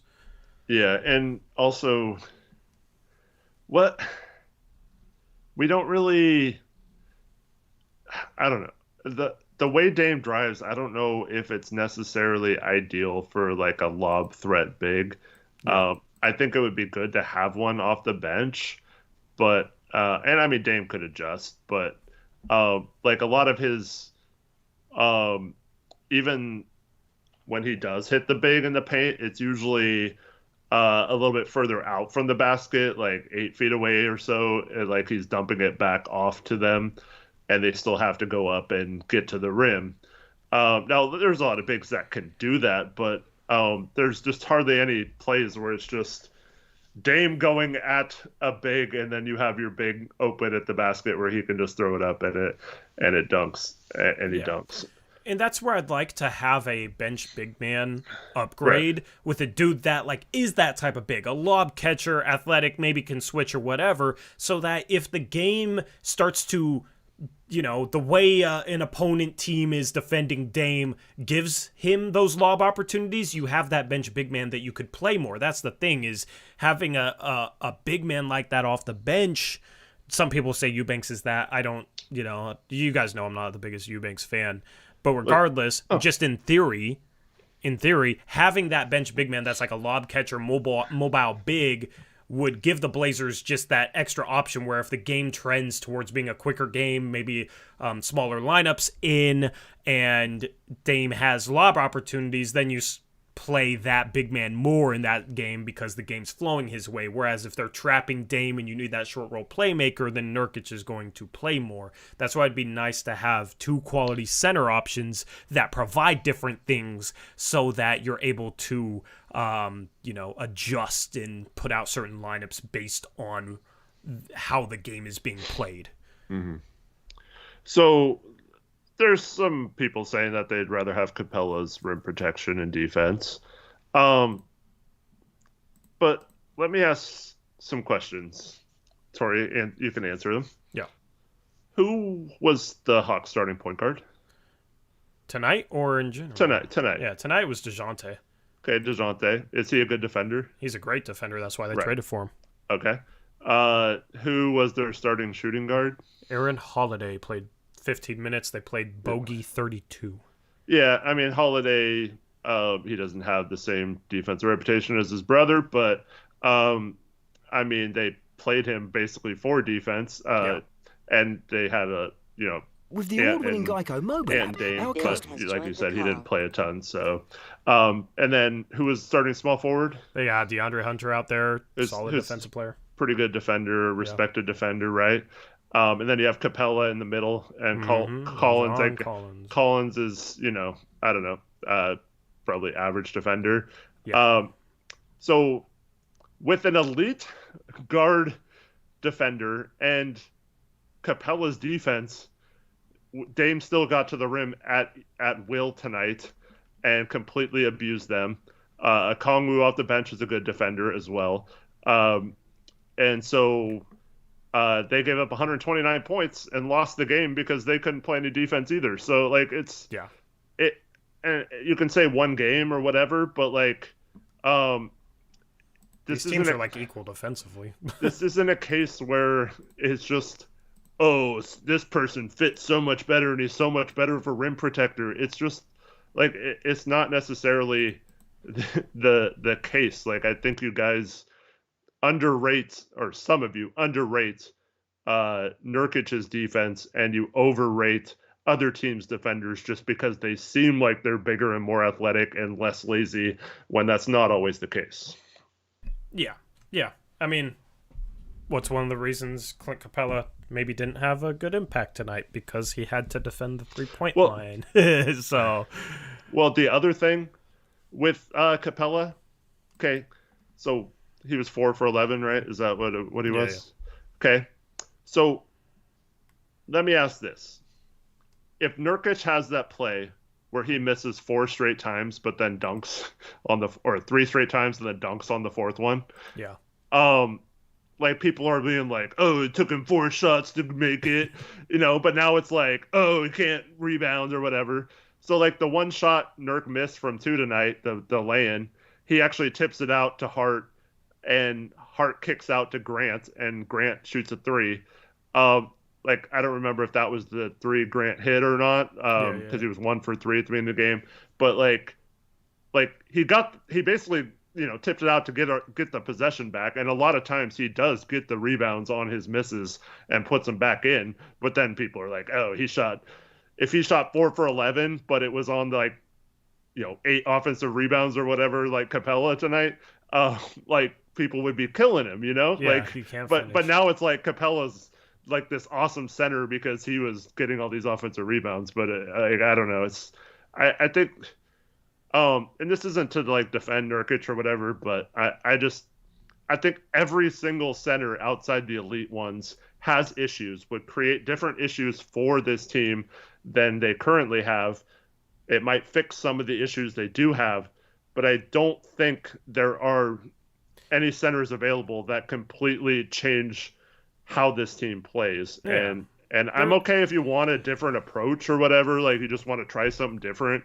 But to all the people saying Nurk hasn't won a playoff series or whatever, on this team. Like, with no context whatsoever. Like, basically, the entire conversation around Nurkic is contextual. Like, there's a lot of context that goes into the things that he does, that goes into his rim finishing, that goes into basically everything. And that's just not just Nurkic. That's basically every player. But obviously, when Dame has 42 points efficiently, you can sit there and say, wow, look at what he did in this game. With Nurkic, a lot of it's more contextual, small things, detailed things. And that's the case for a lot of centers, where it's hard to analyze, hard to put into numbers their impact necessarily. And that's the thing is, I'll respect it if you want, somebody else, whatever. You guys can want whoever you want. I don't care.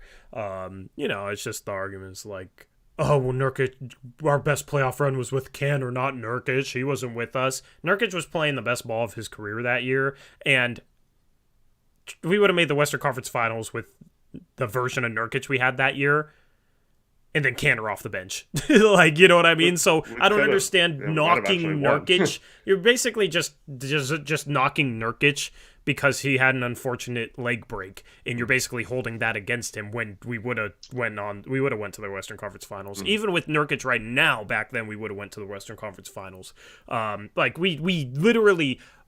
We know Cantor's absolutely horrific defensively, and we still somehow managed to beat the Denver Nuggets and Nikola Jokic in that series. Yeah, Nurkic would have been fine.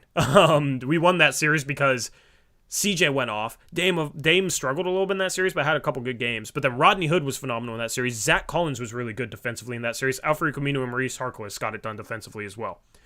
Like, that's why we won that series. It wasn't because of Cantor. Cantor had moments where he contributed, rebounded, put back, that sort of thing. Nurkic can do that type of stuff too. Nurkic can rebound. Maybe he's not going to finish at the clip that Cantor does, but it's not. He adds things defensively that we would have needed in that series. Cantor had a monster game in Game 1 of the OKC series, and we won that game and took that. Like, we ended up winning that series 4-1, but like that was a game that could have gone either way. We lose that one. Who knows if we even win that series, And so, like, he did have his moments in the playoffs, but I agree it would have been nice to have both of them and have them trading off and stuff like that. But it's just okay. So Taylor Packer says, "That's where I'm at. I just want to see us run with a hella athletic, fast center who finishes well and see how it goes." This is my thing, though, and this is why I was a bit frustrated with signing Eubanks to be the backup center. I mean, he's mobile and athletic, and he tries his best, but like, why do we have to get rid of Nurk to try an athletic center like that? Why don't we just get these guys? You can get them like every draft. Every free agency, there's someone available, whether that's Nicholas Claxton, who was like, it was like an early second round pick or something, like you can develop those guys. You can find them and develop them. And I think that's what they're trying to do with Baji, but like, he's not close to being ready. But like, that I think they just need to go out and get one of those guys to back up Nurk. And if Nurk's having a bad game or whatever, then you can play that player and see how it goes. Or if Nurk misses a week or something, then you have that guy to fill in and see how it looks with that. But I don't see why it has to be one or the other right now. Like, just get a backup that would show those things. And if it's apparent that that's better for the team, then you move Nurkic and you move on and elevate that person to the starter, and you get a similar type backup. Like, I don't think it's that difficult to do that, and that's the GM's job. I don't see why we have to do that while just completely dismissing Nurkic at the same time. Yeah. You want to know what Enes Kanter shot in that Denver series, by the way? Since people are like, we made the Western Conference Finals with Enes Kanter, not Nurkic, right? We all agree Enes Kanter was a horrible defender and probably the worst potential option to put up against Nikola Jokic, right? Mm-hmm. But offensively in that series, he wasn't good either. He shot 35 for 74 from 2, which is 47%, Eric.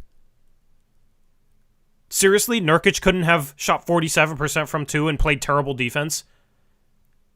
Like, that's the thing. If you're going to hold it against Nurkic that we made the Western Conference Final with a different center, It doesn't make sense when that other center wasn't good in the series that got us to the Western Conference Finals. So and basically, we have it's Zach just Collins who could play backup center. Exactly. And that's the kind of player I'm talking about that we need right now. You know, exactly. That would, I'd love to have Zach back. He's been very solid this year. But yeah, that's the thing. Enes Kanter did not help us get to the Western Conference Finals. I'm sure Nurkic, if he played, could have not helped us get to the Western Conference Finals, and we still could have made the Western Conference Finals, because in the end, it wasn't our center that made the difference. We had a terrible center of that series, and we still made the Western Conference Finals. So that shows you that that's not necessarily the most important thing. He was a good backup that season. I don't think he was good the year we traded back for him 2 years later. Absolutely. The letter O has a good point. Kanter did hurt his shoulder in the playoffs and was playing with one arm. So yeah, but we still that doesn't go against my point. We still made the Western Conference Finals with him playing with one arm and being terrible in that series. Yeah. So, that's the thing is why are we ignoring context? Definitive One says Kanter did his job. What was his job? What did he do in that series? What did he do in that series? Because he was very inefficient, didn't finish around the rim, and then he didn't play defense. So what did he do? What did he do in that series? He shot 47% from two. He shot 47% from two in that series. How many rebounds did he have in that series? I mean, the thing is both these guys can rebound. So he had I was just curious. Yeah, 76 rebounds in 245 minutes of play. 7 games, so yeah, about 11 a game. Yeah. That's good. So okay, so Caleb Wilson says the problem is Nurk is overpaid. What problem is that causing? Yeah, we're over the cap anyway. Can you explain what problem that's causing? Yeah. That they overpaid Nurk? Yeah. Definitive One, you are ridiculous, man. You are ridiculous. That was funny, but I know you're being serious, so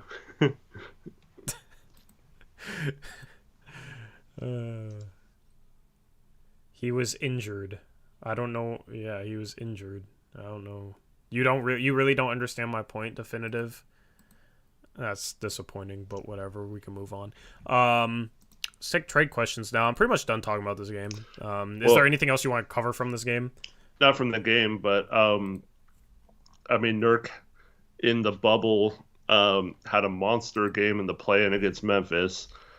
And then we win game 1 against the Lakers as the 8th seed. The Lakers go on to win the championship. I don't know, were we supposed to win that series?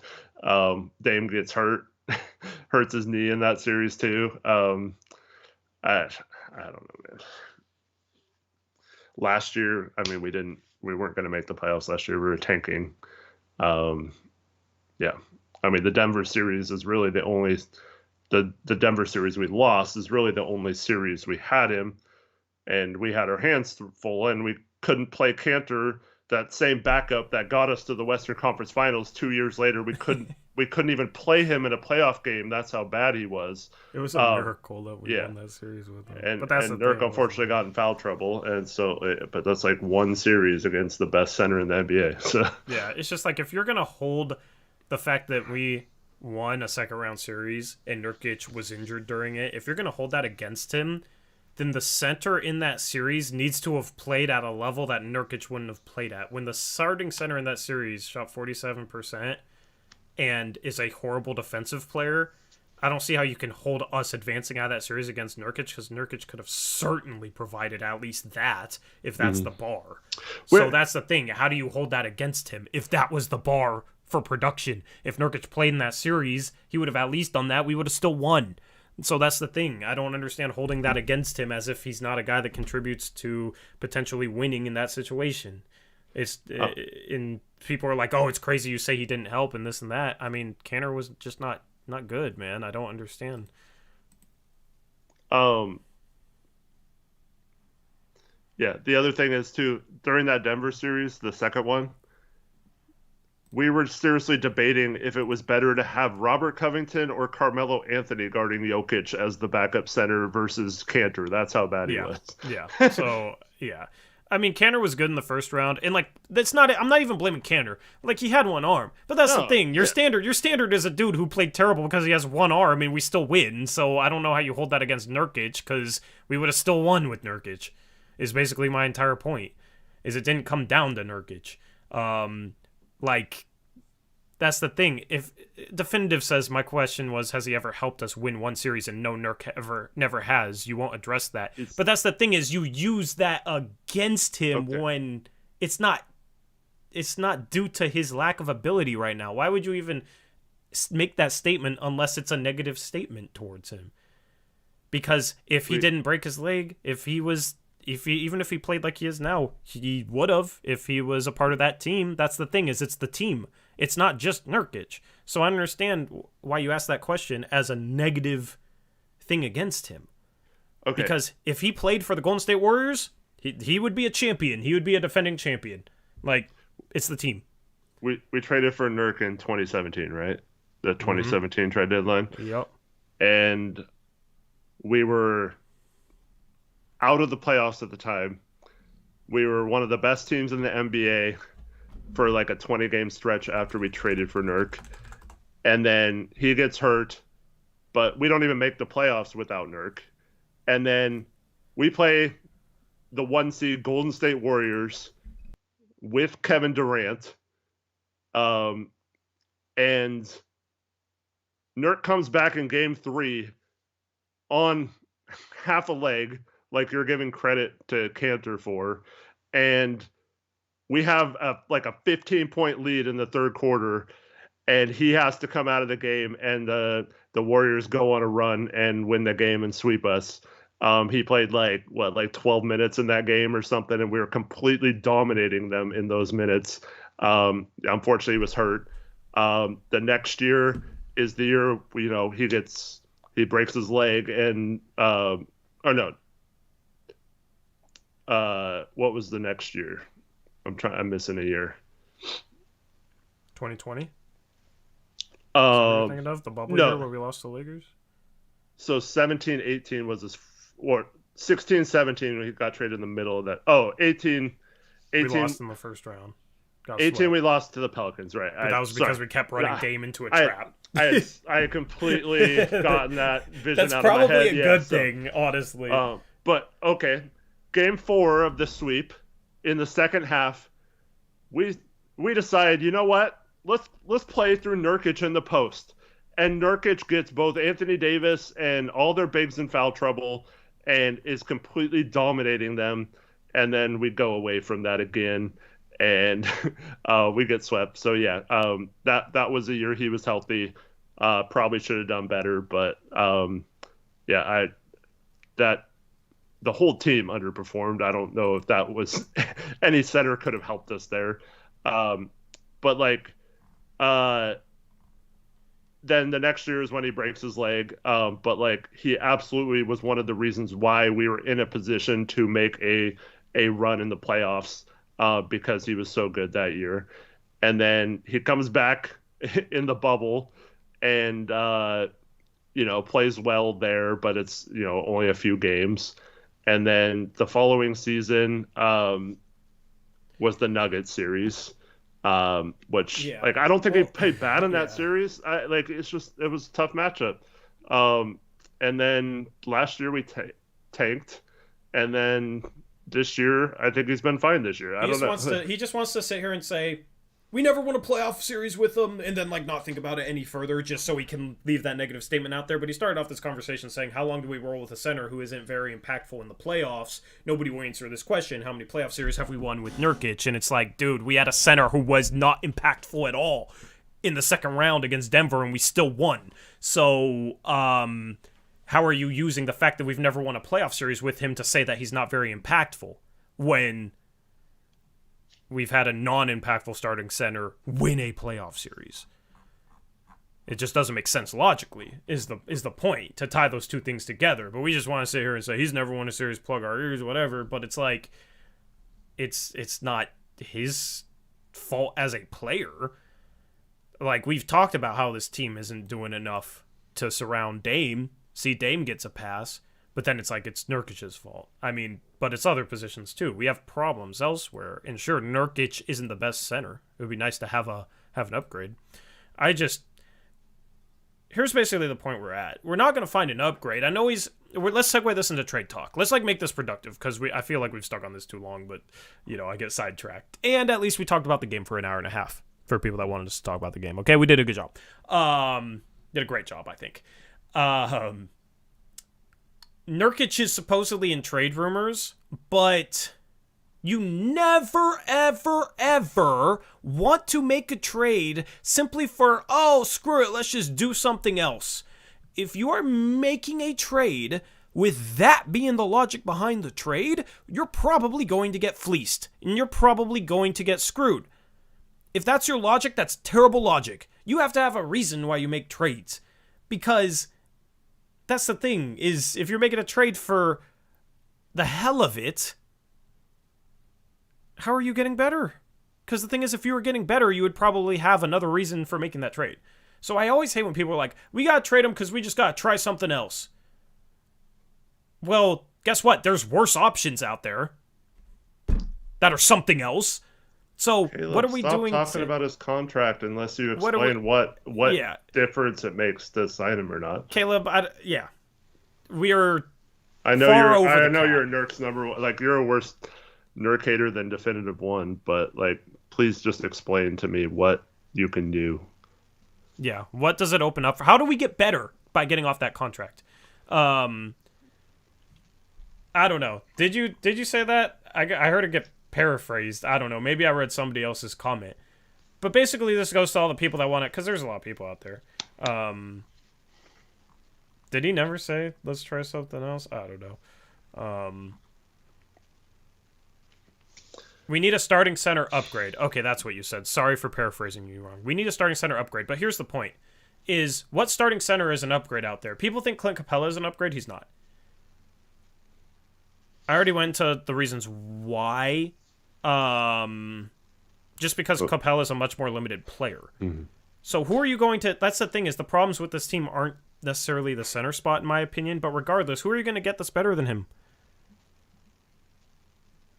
Who are you going to get that's better than him? That's the thing, is like trading Nurk. How are you going to get better? Because everybody wants to trade him, but nobody has a plan for how we get better. It's people like Caleb Wilson that says, we got to get off that contract. But, okay, how does that benefit the team? What follow-up move benefits the team? And they don't have an answer. Okay, there's a lot of people that come in here. Definitive, this is why I kind of attribute it to you, which was my bad. But there's a lot of people that come in here and say, I want to try something different. Okay, how does the team get better? It's a legitimate question. How does the team get better after that? How does the team get better by sending Nurk elsewhere? And a lot of it's just like, I'm tired of him, I just want to get rid of him. And that's the type of stuff I don't like, because it's not about making the team the best possible team. I'm all for trading him to make it the best possible team. But, it's either somebody will come up with an option that's completely unrealistic and not possible, or they'll come up with an option that's barely an upgrade, and we'd have to give up a bunch of assets and then overpay that guy, and it doesn't really change any of the issues with the team. Well, this kind of ties into a question Jack Wilding keeps asking. Do you think Chauncey not playing Nurk towards the end of games recently is a sign the team is close to moving him before the deadline? Absolutely not. I mean, Chauncey just doesn't play him sometimes. But it's pretty clear they are willing to move him if it is a clear upgrade at the center position. But they're not just going to trade him. So, yeah, I think that's pretty clear. He is available if someone else better is out there, but I don't think that's going to happen. So, there's a comment.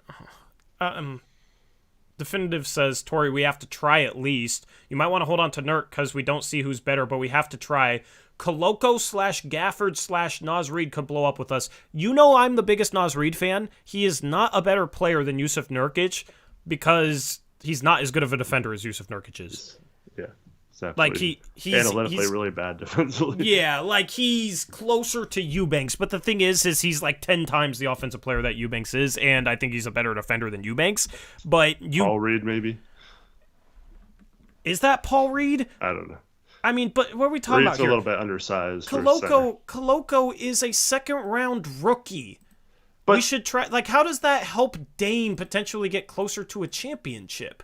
By bringing in a second-round rookie who would probably be the worst finishing center in the league that can't make shots consistently outside of 3-4 feet. I know he has potential to shoot one day, Eric, and I know you're the biggest Koloko fan.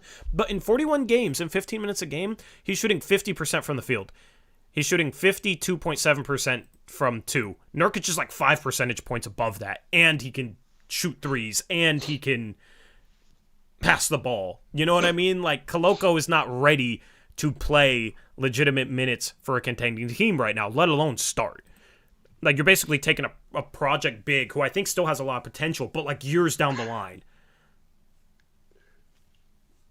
Nurk Harton first for Ben Simmons? Are you kidding me? Ben Simmons has like Wait. no value right now. DJ Vega, what the hell? Dro has an excellent question for you, Definitive One. How many playoff series has any of those players you just listed won? Yeah, I mean, yeah, exactly. If you're gonna have no context for any of that, just how many series have they won? Yeah, we know that those guys are impactful in the playoffs.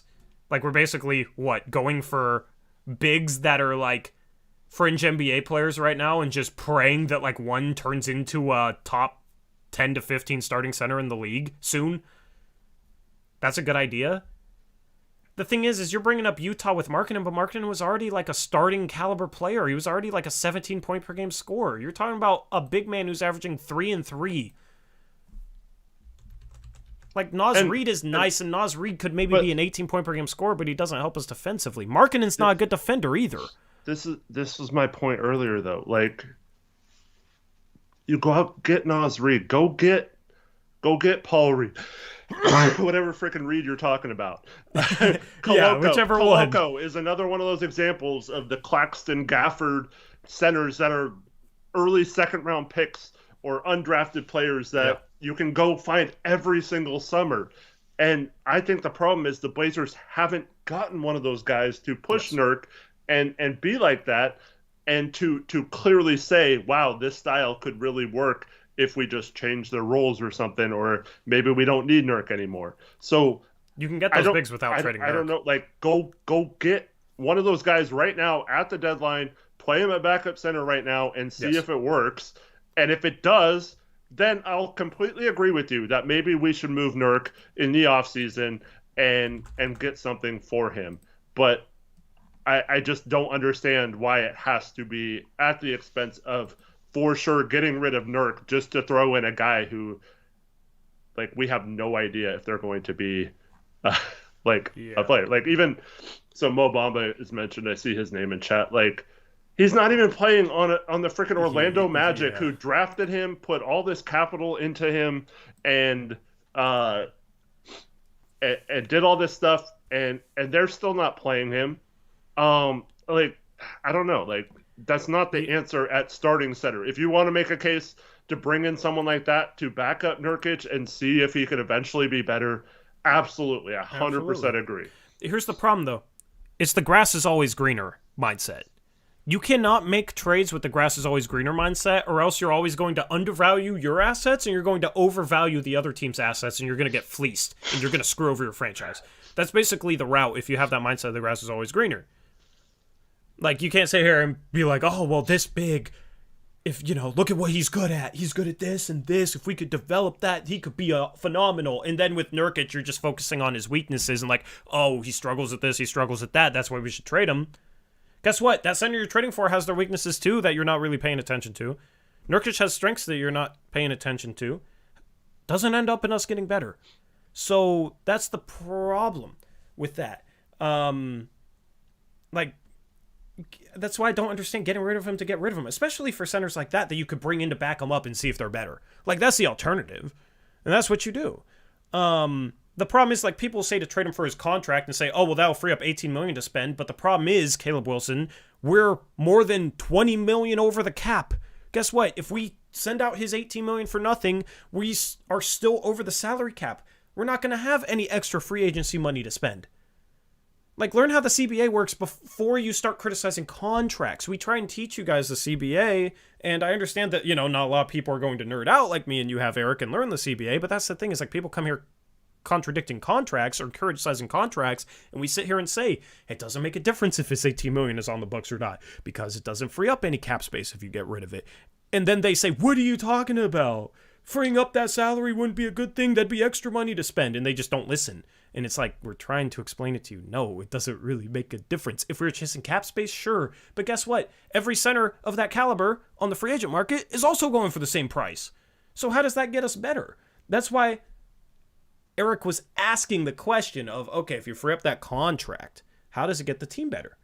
Yeah, how do you have more money to spend? Like, how does it help getting rid of that contract specifically? How does it help the team get better? If we traded Nurk straight up for a expiring contract, so we had no salary on the books this summer, we still don't have cap space other than the same avenues we have to sign someone if we had Nurk on the team. So it's the same thing that happened last summer. We make these trades, and you see Bobby Marks and Woj and all these Blazer fans like, oh, we have $60 million in cap space, and we're gonna do all these things. We never had that much money in cap space because we were never letting Ant go, and that was most of it. And we were gonna trade for someone like Jeremy Grant using that trade exception and the 2025 Milwaukee first. So we weren't gonna have cap space ever. And since when do we sign guys anyway? Right, yeah. Our biggest free agent signing ever was like Andre freaking Miller. And that's the thing is, Caleb in chat says, it'll free up money down the line. What do you mean? When we're paying, what, like 2 years from now? 3 years from now? 3 years from now when we're paying Dame $60 million and Ant almost $30 million and Grant like probably $40 million? Yes, the cap will be higher there, but we're still going to be right up against the salary cap. And so what, we're going to suck at center for multiple years, and that's a great idea because 2 years from now we can maybe sign a center that's similar to Nurkic with free agent money that we don't have? How is that good? And also, if someone becomes available. So do you realize too, this summer, okay, like I know most of you in this stream that, pay attention and stuff, you're obviously not included in this. But I had to watch all over social media when Kevin Durant requested a trade, all these people like, oh, we're going to get Kevin Durant. We're going to trade for him. We're going to do this. We're going to do that. Kevin Durant's going to be a Blazer. How can we get it done? Like, is this enough? It was impossible for like 2 months this summer to trade for Kevin Durant based on our contract situation. And there was literally we could not do it. Even if Kevin Durant said, I will only play for the Blazers next year, you either trade me to the Blazers or I sit out the entire season and the rest of my contract and never play again. We still couldn't have traded for him because of the salary cap and stuff like that. Because we didn't have enough salaries to trade to match his contract. We had to trade out, what, $35 million? We couldn't add up $35 million in salary because free agents we just signed were not tradable. Jeremy Grant, we couldn't combine with another salary. Like, that's the thing is if you're going to be over the cap, a lot of times it's actually beneficial to have an $18 million trade salary that you can lump into a trade to match something bigger, right? Like, if we didn't have Josh Hart right now, who are we talking about trading for OG Anunoby? Like, we couldn't. Unless it's like GP2 plus Nas plus Shaedon Sharpe or something like that, right? But we don't want to trade GP2. We want to get better defensively. So that's the thing. It's nice to have trade chips to include in trades. You don't just want to get rid of one for nothing when you have no extra cap space from it because we're so far over the salary cap. But here's the problem. Here's the problem, Eric. Or did you have more to that point you finished? I know I kind of cut you off. I'll let you finish that. Here's the other thing. Okay, so Caleb Wilson. I wanted to respond to him. I just want to, while you're responding, just give me a name of a star player you want to trade for. Is it like Kevin Durant, Siakam? I don't care how unrealistic it is. Just give me what your ideal person you want to trade for. Yeah, I mean, here's the problem. This is why we get annoyed at people and people think, oh, well, you just don't like me for disagreeing and blah, blah, blah. You don't like when other people disagree. The problem is like people come in here with no understanding of the CBA and like how trading his salary wouldn't help. But then when we try and explain it, they won't listen to us, and they'll just sit here and say, oh, well, might as well pay everybody the max then. Might as well give Josh Hart $20 million. So how does trade... Like, we've literally been trying to explain how it doesn't help the team, and you got this dude in here, Eric, saying, well, I don't see how not trading his salary makes us better or whatever. Like, he's basically not listening. Okay. All right, go ahead, go whatever. Okay, so he says KD. Okay, he'll take KD, he says. Okay, so... KD doesn't get traded this year, right? We go into the summer. KD, like, screw the Nets. We lost in the first round. We suck. I am not playing anymore. I want out, okay? So the Blazers are sitting there. Let's say we made the playoffs, so we have all our future picks to trade. But we traded Nurk for an expiring contract, so we don't have his contract. So... we can't trade Grant because he's a free agent. We can't trade Hart. He's a free agent. So that leaves what? Ant, Sharpe, and how are you getting there? Like that's only what, 30 million or so?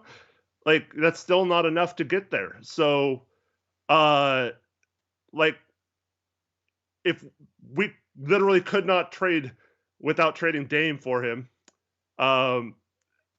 like maybe you can get there if you include some other contracts like Peyton and stuff.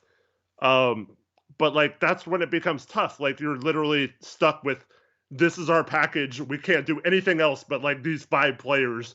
And if we had Nurkic, you could just match him with Nurkic and Ant and throw in a bunch of firsts and stuff, or whoever else you want to throw in.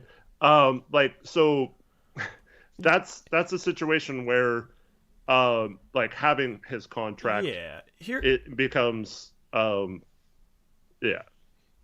Well, here's the thing that people need to realize with that, Eric, is there's a difference between operating under the cap and over the cap, and actually most teams operate over the salary cap line. Mm-hmm. Okay? If you're over the salary cap line, you don't have free agent money for free agents outside of the mid-level exception. Okay, which is a certain amount that doesn't matter, if you're $10 or $20 million over, you still got the full mid-level exception of $10 million. And if you're into the tax, then it gets lowered, right? But not by much. It doesn't make much of a difference. So, like, you don't have free agent money to spend, and that's the thing is when you're over the salary cap, you have to match players via trade. So a lot of times if you're already going to be over the cap no matter what, having an extra additional salary doesn't change anything free agent wise, but it also gives you more options in terms of what you can trade for a player because you have that extra salary chip to trade. So that's the thing is Nurkic is not a negative asset, not a negative asset whatsoever. Look at what Miles Turner went for. Look at what DeAndre Ayton went for. Nurkic is not a negative asset. And the thing is he's an asset on the court. No matter what he's paid, he's an asset on the court. So the thing is, it's about having assets on the court, right? He's not a negative asset in terms of matching a salary. And the thing is, he's not a negative asset if he's not stopping you from getting something better, from doing something better. So he's not taken away from your free agent money. He's just giving you an extra trade chip if you want to trade him. But the thing is, if you're trading him for nothing, what do we get? We don't get anything out of that. That's the problem that you guys don't, that a lot of people don't realize. And people come in here and say, we got to get rid of that contract, but you don't understand how the CBA works. But then you argue with us when we try and explain it. So that's the problem I have with people that come in here that have these opinions. And I want to educate people about the CBA. Mm-hmm. And they argue with us. Like, I'm trying to explain it, man, because I've taken the time out of my life to study this thing, and so have you, Eric. Like, you're not, like, listen to us. You don't always have to argue with us. I know you want to make it out like Nurkic is a problem for this team. That's the problem, is you have a grass is always greener mindset plus a bias against him for whatever reason, and you want it to be a negative thing against him. So when we're explaining that it's not making a difference, then it becomes an argument for you because you don't want to believe that. So that's my problem.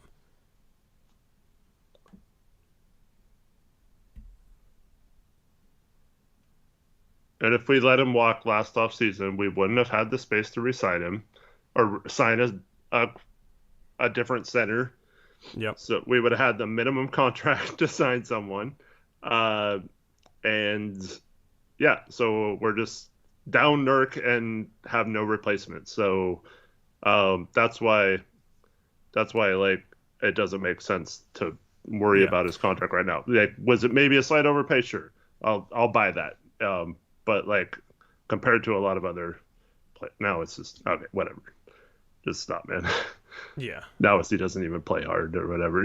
Yeah, I mean, you're going to move the goalpost now and whatever. Like, that's the problem is, if you want to have a genuine disagreement that's, like, logical, sure. The problem is when you're not logical and you clearly don't know the CBA and, like, what would happen if we traded his contract for nothing, and we try and, like, explain it, and you just don't listen and you continue to argue. That's the stuff that annoys us. Yeah. Bouquet says trade Nurk for Hassan Whiteside. That would have been probably our starting center had we let Nurk walk last offseason. So Hassan Whiteside's not even in the league. Yeah, I mean that's like the person that we would have gotten. Yeah. Caleb Wilson says, "What's the move if it's not Nurk?" The problem is that, I mean, it's probably a heart trade. That's the thing. You have to answer how we get the team better. The thing is if you trade Nurk for nothing, how do you don't get the team better? Because you still can't answer that question. Like, that's the problem. Is people view things in a vacuum, Eric. And we're having this long conversation because I want to get you guys prepared for the trade deadline to maybe, like, look at things from a certain perspective. Basically, is like, every move has a reason, and sometimes it's a future move. Right? Oh, my God. Okay. Yeah, we just need to move on. He's saying Wiseman's a better option. Like, dude, you don't know ball. Yeah, but that's the problem is, you just don't know ball. Yeah.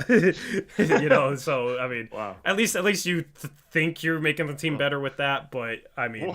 Dude said Wiseman. Oh, my God. You can't make this up. Yeah. Yeah.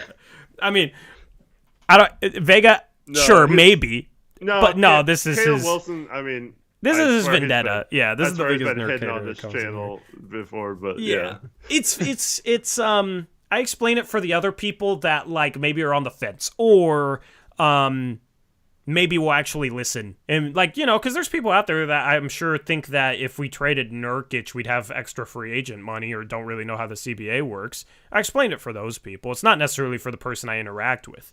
Right, well, that's the thing. Is, like, everybody's like, "Oh, you've been arguing with this guy for so long," but, like, the point of the argument is to usually explain things, or usually, like, bring up a narrative that is commonly believed amongst the fan base or commonly talked about it, and explain how that's not necessarily true. And in the past, Eric, we've argued with people that have come in here going up into last offseason saying we'd have $60 million in cap space, which wasn't true. And we said we're going to operate like we're over the cap and we're going to do this and go and do that. And that's exactly what happened. We operated like we were over the cap, used the trade exception for Jeremy Grant, didn't even use cap space to trade for him, used the trade exception because we had cap holds. You know what I mean? Like, that's the thing is we had to dispel that narrative because a lot of people were thinking that we could, like, trade the 4th pick and a sign-in trade for DeAndre Ayton, which was never even possible because the free agency's after the draft. Like, we would have had to draft somebody first. People thought we could sign Ayton and Zach LaVine and then trade for Jeremy Grant and then do this and that. And it's like, no, that's not possible. So that's the thing is a lot of the arguments we have with specific people is based on wider narratives that are amongst the fan base that we're trying to explain why they aren't necessarily true. Or why, like, they might be flawed, or our opinions on them, okay? And in regards to Nurkic's salary helping us if we got rid of it, that's one of them. But it's a bigger thing. We're trying to prepare you guys for the trade deadline because one move is a lot of times to set up another move. So that's the thing is a lot of people view things in a vacuum where they don't like Nurkic, so they just want to get rid of him, and they think, oh, well, this guy just sucks in their mind, and getting rid of him would be for the betterment of the team or whatever. And they don't normally have a good follow-up plan for how we get somebody better because we just got rid of our starting center for nothing. So you got to think things along a a timeline with trades, along with a plan with trades. Even Cronin, for as much crap as we gave him at the trade deadline, had a plan. That CJ McCollum trade, he generated an exception where he was able to trade for Jeremy Grant without giving Detroit salary, which made his price lower in that trade.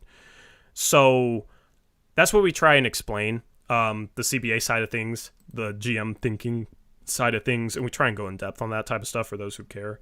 But that's the thing, is stop viewing things in a vacuum where it's like, get rid of this dude for this, or get rid of this dude for free, or whatever. Like, have a plan. If you come in here with like hot takes and ideas, have a plan for them.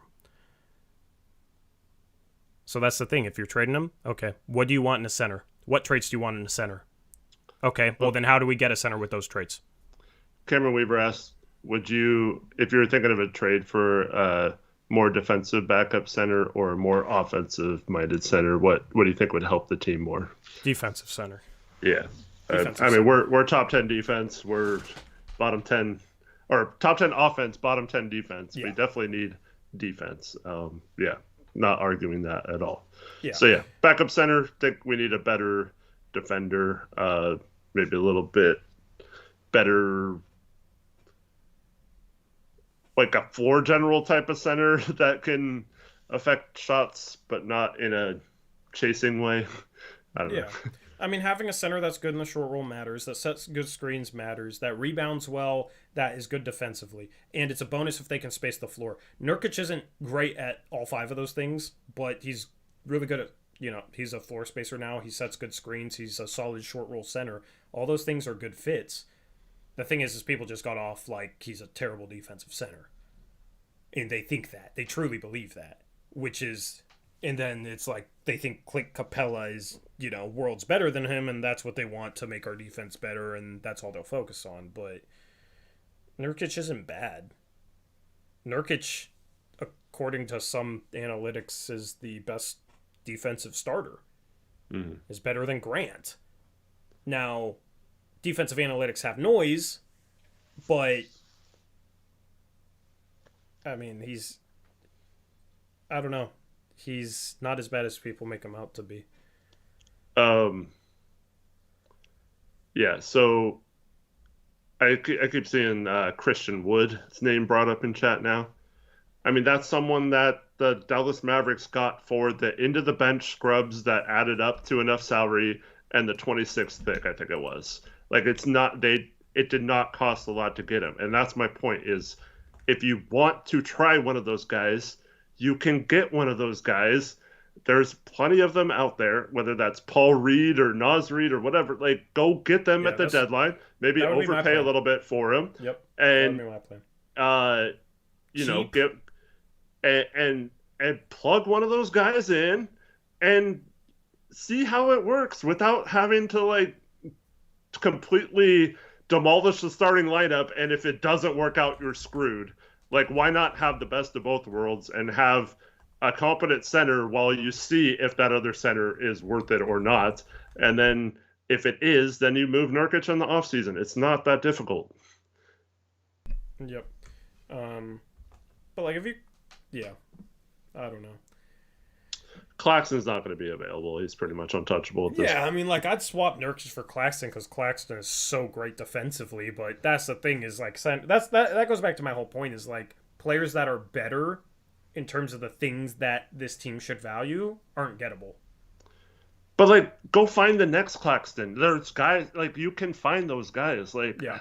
He was a second-round pick. Yeah. Like, that was my point. Ago? Like, if you think Koloko was there, maybe we don't trade the 36th pick and we move up a few spots instead with some of the other seconds we got in the CJ trade, and we give Detroit a couple other seconds so we don't have to trade that pick, and maybe we get Koloko or something. Like there are moves.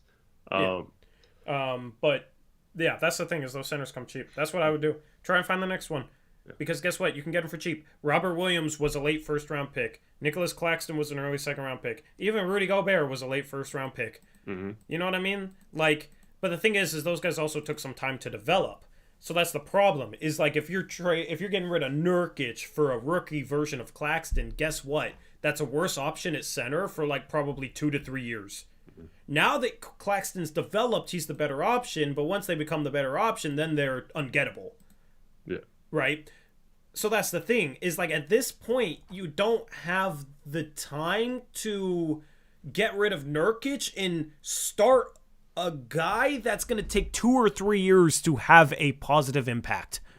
You don't have the time for that. Well, and if you can get those guys cheap and easy, you know what I mean? Like, now, sometimes, you know, guys that could become like those guys flame out, and we only talk about the ones that work out. So, you know, it is a bit of a gamble, bit of a risk. But if you can take chances on potentially getting a guy like that without giving up Nurk, and then they can develop behind Nurk, and then, you know, take over for him at some point, that's the best of both worlds, because then you have your starting center of the future. Defensive guy fixes a lot of issues, but you also don't sacrifice in terms of your overall talent for 2 to 3 years. You don't get worse for 2 to 3 years when you don't have to. So that's what the plan should be. The plan should be to try and find the long-term center, a guy that, you know, is more mobile. That's what I talked about earlier. More mobile, can switch out, bring some different things to the floor potentially to help us right now, but then also in the long run could potentially be that elite defensive big man. And once he becomes that, okay, then you move Nurk because you have a better option. That's the thing, because you can make the team better by putting him in, just like you had Ant behind CJ. A few years ago, Jared Allen was part of the James Harden trade, and Houston didn't want him for some stupid reason. Yeah. And Cleveland swooped in, gave them a first-round pick, another first, which I think they then sent to Indiana for Oladipo or something. But like, for some reason, like, he was just available for basically a protected first in that trade. Like, it was like a Milwaukee, like, lottery protected first. That's how they got him. Like you can find those guys if you're a smart GM. See, yeah, I wish people, instead of focusing so hard on how many different ways they could criticize Yusuf Nurkic and make it out like he's the worst player ever, I wish they'd actually, like, you know, watch a college basketball game and find a center, you know, scout a prospect or whatever. But that's not as fun. They'd rather sit here and say Nurkic is lazy for probably the 10,000th time in their life, instead of maybe, I don't know, watching a prospect and being like, this guy could be that guy. We should pick him up with our second round pick. See, that's more fun to me, right? That's why I like watching college basketball doing the draft stuff, and I know that's why you enjoy it too, because that's better than just sitting here and repeating the same thing over and over and over and over and over again on your keyboard. Max Anderson said, is Walker Kessler worth trading for backup center? They're not. Utah's not trading Walker Kessler. He's been great for them this year. Like, yeah. But that's another guy, late first round pick, or, you know, somewhere in the 20s. And we weren't high on him. And we weren't high on him. But, yeah, like, yeah. But Definitive One said Billups wouldn't play a diamond in the rough on our bench anyway. I don't get that. He's given Jabari Walker a chance here to play as the second to last pick. Yep. He's playing Sharpe like 15 to 20 minutes a game. He gave Wofford a chance last year before his season was completely lost. Yeah. Yeah, I mean, he hasn't really played Greg Brown meaningful minutes this year, but, like, I mean, I think it's pretty apparent that that's not necessarily a diamond in the rough quite yet, but like, Keon's had his chance to get into the rotation at times, hasn't really taken advantage of that. So, like, I don't know. I don't necessarily think it's because he won't play him, but yeah, you guys, let's get to the donations, because one of them was about this person I want to talk about. Disappeared. Because YouTube sucks. Yep. Well, there was a Drono. Sorry, Dro. Shout out Dro for the Drono. Just type your message and we'll read it back. YouTube sucks with donations. They need to have a consistent feed. And then I think it was Hyper Prime with the other donation about Hyper Prime had a dono. Hyper Prime, are you still here? Sorry. Yeah. YouTube glitched and took away my dono feed. And I don't know if there was one other one or not. I think that was it, because we were at I think that was it. Okay. Hyper Prime had a donation. It was about Ibu Baji, but shout out Hyper Prime for it was a $5 dono from Hyper Prime. Shout out to him, asking about Ibu Baji. Okay. But yeah, go ahead and type it out later, Adam. I'll wait a second for him to retype out his message if you want to. Hyper Prime, if you're still in here. I think he is. But basically, well, for one, Ibubaji's hurt right now. He's got a sore knee, so that he can't play. On top of that, I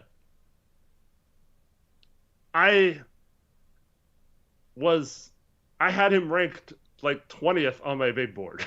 Like I am the biggest Ibubaji fan there is. That guy is not ready to play on a competitive team.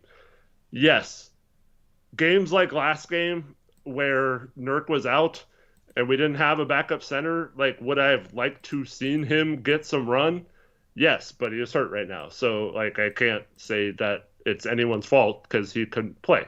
But this is a guy who thank you, Brian. What's stopping us from giving Baji a chance at backup? Like, give him a chance. He has to be better than Eubanks and GB3 somewhat. Well, I mean, GB3 is not playing, but Eubanks, I mean, I think this team's been happy with Eubanks. Like, that's kind of the problems. Dro, yeah. We just said we know we missed your Drono. Like, please retype it, whatever. Like we just said that like 30 seconds ago, my guy, because my donos disappeared. That's a dromit. He says, "I'm kidding, Eric. I hate you." Dude, this clown Dro, like, no, he yes. So I know you didn't want to talk about the game yesterday. I have done absolutely no crap talking like the entire season when it comes to the 49ers. Mm-hmm. All I did the last like 3 playoff games was tweet before the game, "Let's go 49ers." Like that's all I've said. I've not talked any crap to anyone on there. I never said anything to like the Seahawks or the Cowboy fans or whatever in my mentions. And then this idiot waits till after the game to then like send me like the laughing emojis as a reply to my tweet, like you did something yesterday or whatever. Like, who cares, dude? Like, yeah. I mean, that's the way Dro is. Yeah. He's an ass. But no. Now wait for him to do it like 100 times in a row after you ask him to chill, and then maybe you'll reach the point that I was at with him talking about Gonzaga last year losing in the Sweet 16 because he did it like 100 times, and I asked him multiple times, like, bro, can we move on, please? I couldn't even talk about Gonzaga around him. For the record, Dro is a friend of mine in real life, so that's why I'm talking about him that way. I question that decision. Yeah, I know. I'm starting to question it too. But thanks for your dono. Appreciate it. But anyways, back to Baji. Like, this guy, I mean, he didn't get signed by a team. He was playing in the G League. We signed him off the Bucks G League team. Apparently there has been, I mean, I think it's partly the Blazers' fault for not really talking much about Butler and Baji outside of like one interview that Chauncey did. He basically just said they're really raw. But one other thing that came out of that interview was that there was still a big language barrier between Baji and like learning certain things. So I guess it's just been difficult to get him or to teach him a lot of things because he's still learning the language as well. So hopefully when he does learn, to speak the language and basketball terminology a little better, that will speed up his process. But this is a guy who was always going to be several years away. Would it be fun to see him out there playing when we're, doing poorly and we're down a center and stuff? Absolutely. I would love that. But I just don't think it's going to happen this season. Nope. Droz Dono said, quote, Embiid literally bent Gafford over in the playoffs. Mm-hmm. Embiid Well, also did that Embiid. to Jokic. Yeah. I mean, yeah. I don't know. Like, I don't think Gafford's better than Nurkic, but, I'm not going to sit here and say Embiid went off against him as a detriment to him. That's just a compliment to Embiid, because Embiid is like that, man. He's nice. Has Embiid ever bent anyone over in the second round? Just curious. Yeah. Canner's a better center than him, because at least Canner can be the starting center of a team that wins the second round, Eric. KG Day says, KJD, jeez. Don't you think Mo Bamba isn't getting many minutes because the Magic's deep front court play?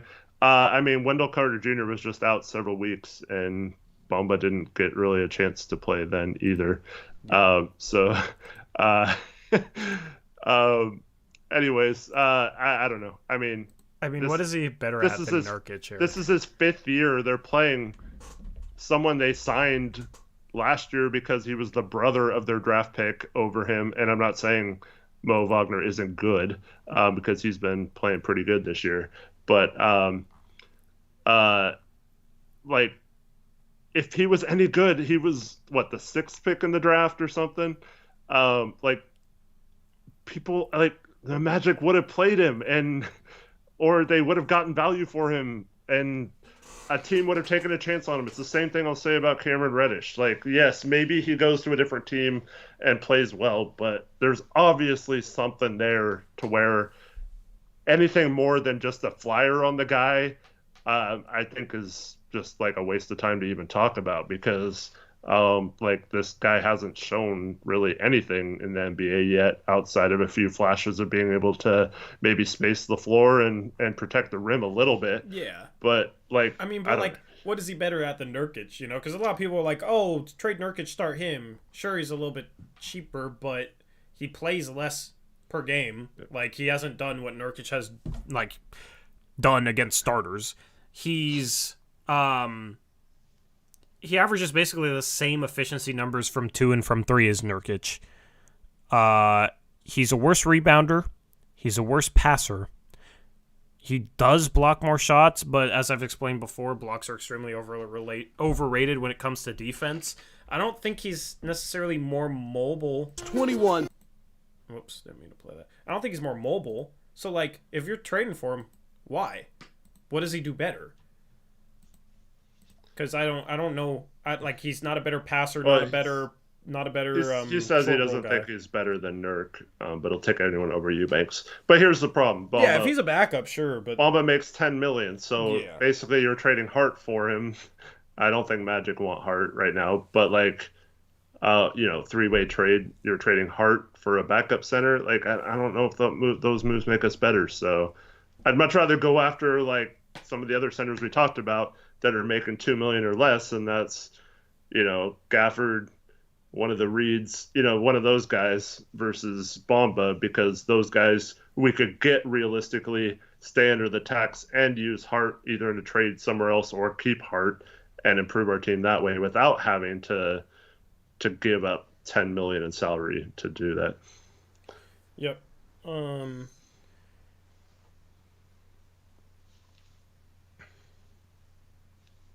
Yeah. I don't want Ayton.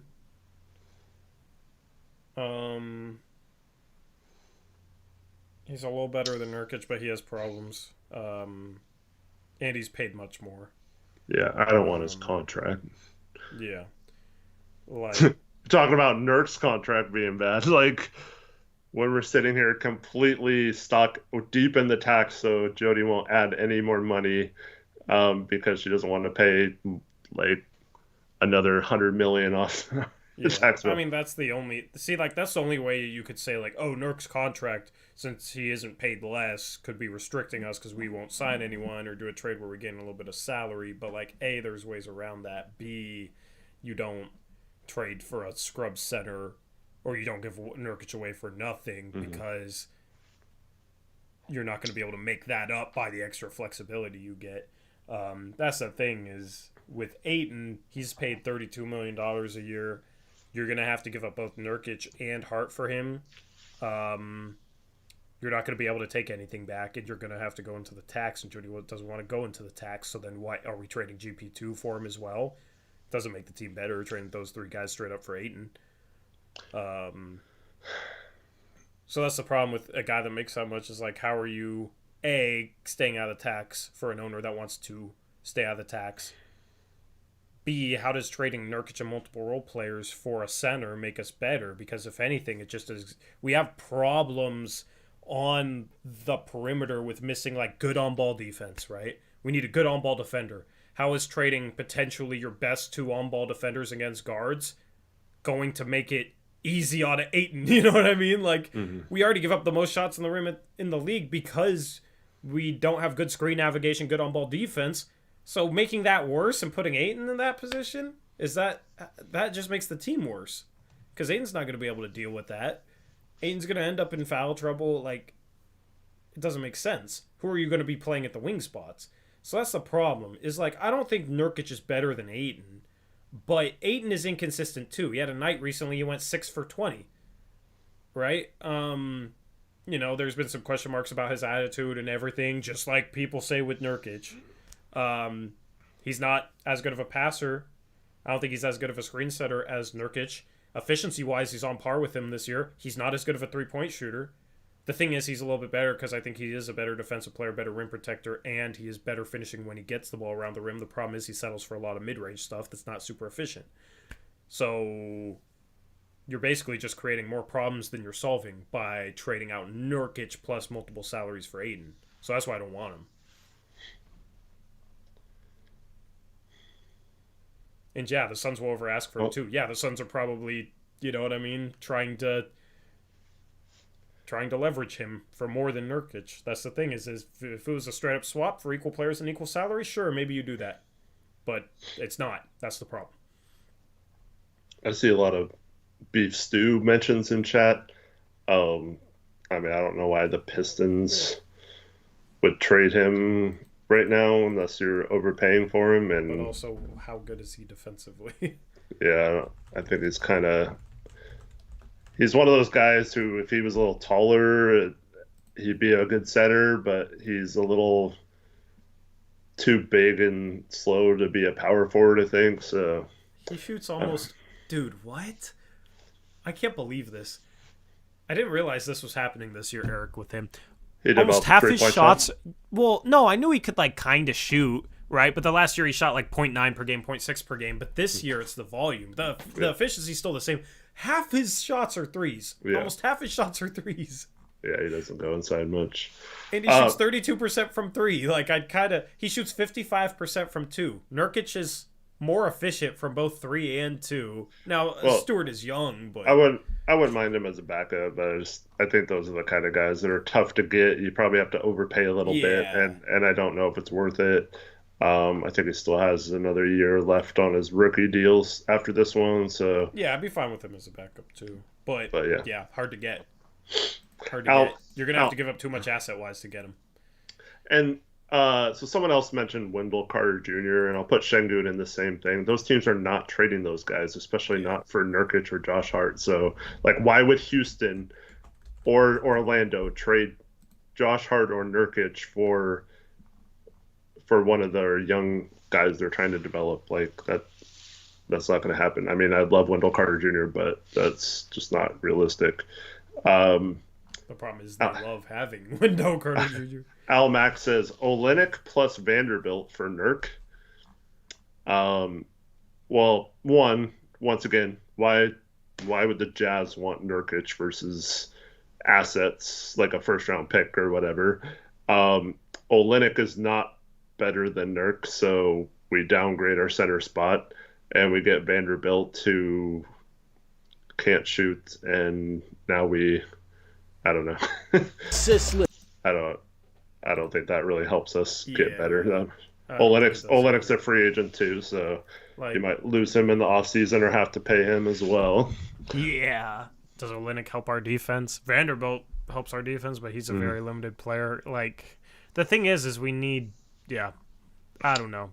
I don't hate that idea as much as I hate other ideas, but it's just what does it solve? You're basically downgrading the starting center spot, in my opinion, to upgrade the backup center spot. And in the end, I'd rather have a better starter because it's easier to find backups. I mean, Sam says so. Basically, no trade upgrades or roster. I mean, we have what 10 hours of streams a week. We've literally last post game show we talked for almost 2 hours about trades we'd like to see or that the frameworks of trades that could make us better, giving out Josh Hart and receiving two complementary or players that are decent enough to warrant trading Josh Hart at, but maybe fill a couple spots, and maybe you get an asset like a first round pick and how you can use that to maybe get your picks back or in a trade at some other point, or create a big trade exception to make a better trade down the road. Yeah. I mean, there's lots of options out there that we talked about, but yeah. Yeah. The thing is I didn't realize this. Wendell Carter Jr. Is he looked at as like a really good defensive player yet? Because I know he had like that potential coming into the league, and he's a little undersized for the center position. And it's hard to tell with guys on bad teams. I think he's pretty solid defensively. Like, he just seems to me like a guy who is a good positional defender, not really a shot blocker. He averages 0.7 blocks in 30 minutes per game, right? Yeah. But, I mean, if you even out the minutes between him and Nurkic per 36, Wendell Carter Jr. is 18, 10, and 3 on 60% from 2 and 36% from 3. Nurkic per 36 is 18, 12 and a half, and 4. So 12 and a half rebounds compared to 10, 4 assists compared to 3 if the minutes are even, and he shoots 56% from 2 but 38% from 3. So a little worse from 2, a little better from 3. Defensively, they're both positional centers. You know what I mean? I'd rather have Wendell Carter Jr. because he's a lot younger, obviously. But that's the thing, is like, does that really even upgrade? Like a noticeable upgrade? I think they're actually very comparable. That might be the closest starting center to Yusuf Nurkic. Okay, can you please stop in chat? Man, all you do is spam trade Nurk for clam chowder, Chauncey Billups, Julian Newman. like, okay, we get it. Yeah, stop spamming. Like, they play a little bit different. Wendell Carter Jr. is a little bit more perimeter based. Like, you know, we'll shoot a mid-range off the dribble occasionally, that sort of thing. But I mean, there's another guy that the Bulls gave up on completely, and they had traded him and like a couple first-round picks. One of the picks became Wagner. Yeah, and they still owe them a pick. That's only like very lightly protected that might convey this year in a really good draft. But that's a guy who was probably available a couple years ago, that we maybe could have swooped in and got because, you know, the Magic at the time had Mo Bamba still in his second year or whatever. And like maybe you swoop in and get him. So yeah, it's just, I don't know. Like you got to find someone that's not to the point where now they're so good you have to overpay to get them, and that's the problem with like let me find it. Devin Ford had been asking a bunch of questions, so I wanted to get to it. Yeah. He said, what if we traded Hart, Nurk, and 3 first and somehow got back OG, Jakob Portal, and a Naz Reid kind of guy? Do we do it? We do it 100%. Yes. Yeah. The problem is that package you just described might not even be enough for OG by himself, let alone adding other guys to it. So, unfortunately, OG is just, you're either going to have to give up your entire future to get him and Hart and other pieces, or you're going to have to look at cheaper options. And in terms of Jakob Portal, I saw some people asking about him specifically. To me, he is in that same range where they're not going to trade him straight up. We have to pay him. He's a free agent, unrestricted free agent this offseason, so he could walk. He's said to be asking between 20 and 25 million on his next contract. Yeah. So you're going to have to probably pay him at least what you're paying Nurk, if not more.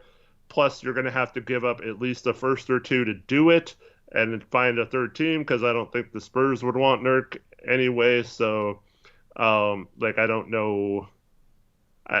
That's one of those trades where, yeah, sure, I'd like to see maybe what Pearl did instead of Nurkic, but I don't think that necessarily does anything to change our long-term outlook, and also it just forces us to give up assets that we don't really have, and then we're stuck with our roster on not that good of an upgrade. So those are the type of trades I would completely avoid if I was the Blazers. Yep. Somebody brought up Precious Achiuwa. I think Toronto views them as part of their future, as a piece that they're in the middle of developing. I don't think that's a guy that would be reasonably gettable. Who's that?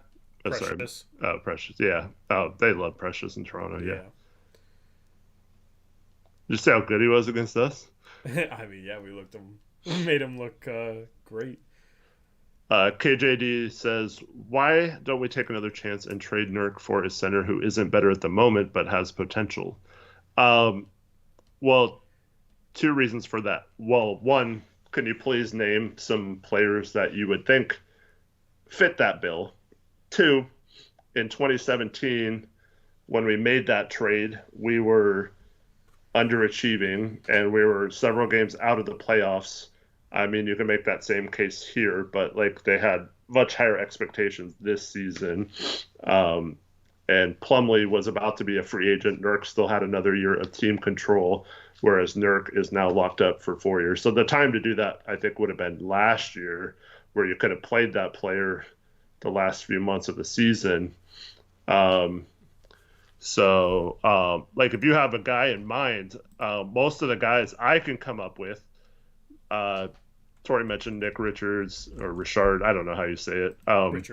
Nick Richards from Charlotte. Eric, what's funny is that was a dude I liked in that draft 3 years ago. Yeah. It could have gotten him for a second round pick. You know what I mean? And developed him, and it could be nice to have. But I've been saying this all season. I like Gafford. I think he's gettable because I don't think Washington wants to pay him next year. And they have a lot of they already have Kuzma and Porzingis as big men there, so he doesn't really have a lot of chance to play. So him off the bench would be nice, yeah. But you don't gotta trade Nurkic for him. Yeah, that's what. Yeah, so that's the thing is Nurkic for one of those centers doesn't really make a ton of sense, because most of those centers are guys that you could get without giving up Nurkic, and giving up Nurkic for a center like that is risky because a lot of those centers with potential don't pan out. That's the thing is too much of a risk when you could just get a guy like that anyway without trading Nurkic and have them behind him. I mean, did you not listen to our whole Mo Bamba conversation? He says Mo Bamba. Mo Bamba's one of those guys that didn't pan out really. So the Sixers are a team that is apparently interested in Hart, right? I didn't know that. I don't know how they match Hart, but I can pull up the trade machine. But Paul Reed's maybe a guy you'd be like, oh, we're not doing this unless you include Paul Reed in it, right? Yeah. And then maybe you get that backup center. You get a Matisse Thybulle, who I know they wanted in the offseason. So there's your defense. You get your backup center, who's a good defender, and Paul Reed, good rebounder. And you get a first. And you get a first or something. But yeah, 2029. Yeah. That's the problem. But yeah, just figure out something like that, Yeah. I just don't think they have a mid-range salary that they can do it, because they're also hard capped. Are they? Oh. Because remember, Harden had to opt out and take way less on his salary this year with a player option, so he can opt out again and then sign a max next offseason, just so they could sign PJ Tucker and then leave next offseason to go to Houston, supposedly go back to Houston. That'll be interesting. I don't think that'll happen, but I mean, you could do Daniel House, Thybulle, Korkmaz is plus Reed is what? Does that give him enough room to sign play? 15, that's 15 mil Okay. outgoing. So Hart's 13 mil coming back. So like Hart, Greg Brown, Trent Watford, whatever. Like, I think they still have enough room. It says they're $2.7 million over the tax, but I'm looking at Fanspo. So you'd have to look on Spot Track because that's the most accurate source. Yeah. But, I mean, I don't think that trade makes us better right now. That Philadelphia 2029 first, you'd have to, I don't know, maybe flip it for something. That's the problem. Eric Olsen, don't take defensive box plus minus seriously. Defensive box plus minus is maybe the worst defensive analytic to look at. Individual defensive rating than that, I think. Yeah. Well, it's absolutely, yeah. It's the second worst. Yes. They're both really bad. Yeah. I mean, in this day and age, there's so many people that break down each possession and grade it and mark whether it's a ISO or a pick and roll switch or whatever, and you can get analytics on all that kind of stuff. So yeah, I wouldn't put faith really into anything that's not one of those type of stats. Yeah. I used to pay a ton of attention to defensive box plus minus. Yeah, I bet you did. Yeah, well, you should know I did. I think you might be the person that got me off of that drug. So, honestly, like a buy low target that I would take a chance at, Eric. I don't really know what's been going wrong with him. I loved him in his draft class. Do you know who I'm gonna say? No. I liked him maybe a little too much in his draft class. Reached on him in a mock draft video, had him a little too high in one of my initial mock draft videos. Plays for a team you've already named multiple targets off of. I don't know. Kai Jones. You remember how much I love Kai Jones? Kai Jones would be a guy I was about to guess Kira Lewis. He actually played the other day, man. Did he? Oh, he's back now? Yeah, injuries. Yeah, he played the other day, and actually everyone was like, whoa, we're good. Like, is he maybe still somewhat salvageable or something? Because he had like a couple good plays. 7 games, 11 minutes per game, 6 points, 55% from the field, 38% from 3 for Kyra Lewis Jr. Okay. Yeah, I like Kyra Lewis Jr. Yeah, I mean, Kai Jones. But Kai Jones is athletic. You have to wonder why he hasn't gotten a lot of playing time on Charlotte. That's what I wonder. But, I mean, if you're talking about buying low on someone and someone who's blocked by playing time, so, like, I don't know why they keep him and I don't know why they do the stuff they do there. Yeah. Now they want a first-round pick from Mason Plumlee, and they're still playing him starter minutes when they have, like, Mark Williams has played good every time he's gotten minutes, but he never gets a legit chance, and they have Nick Richards there too as well. So yeah, I mean, Kai Jones is the kind of athletic big man with like, you know, if you could mold him, if Chauncey could get through to him and stuff, like that's a guy who has a ton of potential. So yeah, absolutely, if you can get him as part of a throw-in. But I'm like, yeah, like I hope that's like a guy you get as, because we talked about like trading Josh Hart for 2 or 3 players. I hope that's a guy you can get for as part of like 2 or 3 players coming back, not like as the main piece of a trade. Yeah, the thing is, or you just get him for a couple second-round picks or something, you know? Yeah, the thing is, Kai Jones is one of those guys, Eric, that has like an insanely high ceiling that'll probably never reach. Mm-hmm. Like he'll never reach his ceiling because he's like in college. He was this dude that could like handle the ball in the open court a little bit, like quick in the open court, athletic, 6'11", big. Hey, with Greg Brown, let's just trade spots.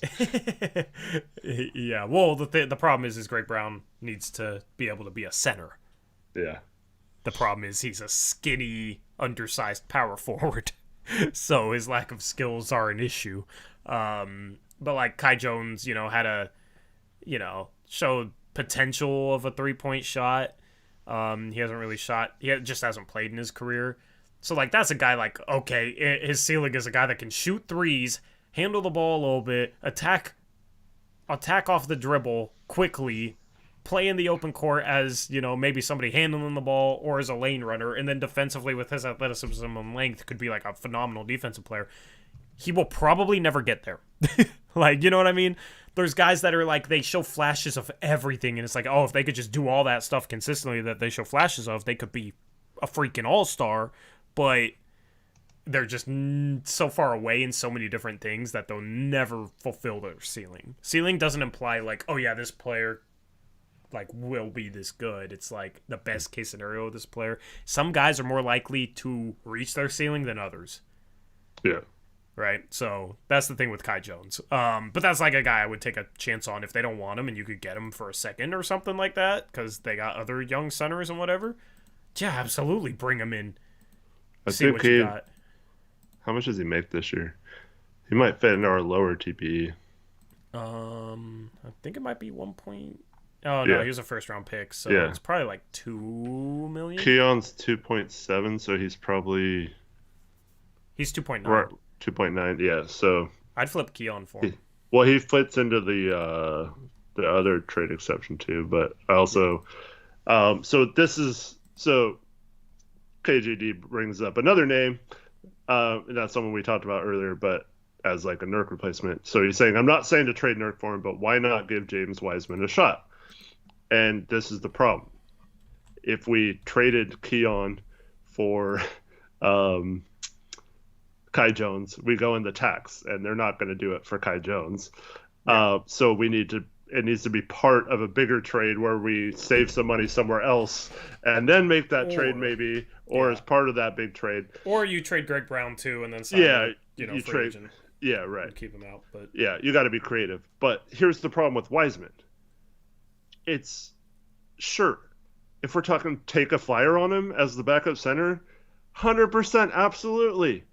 But he's not a free agent. He makes $9.6 million. So you have the same problem with Mo Bamba.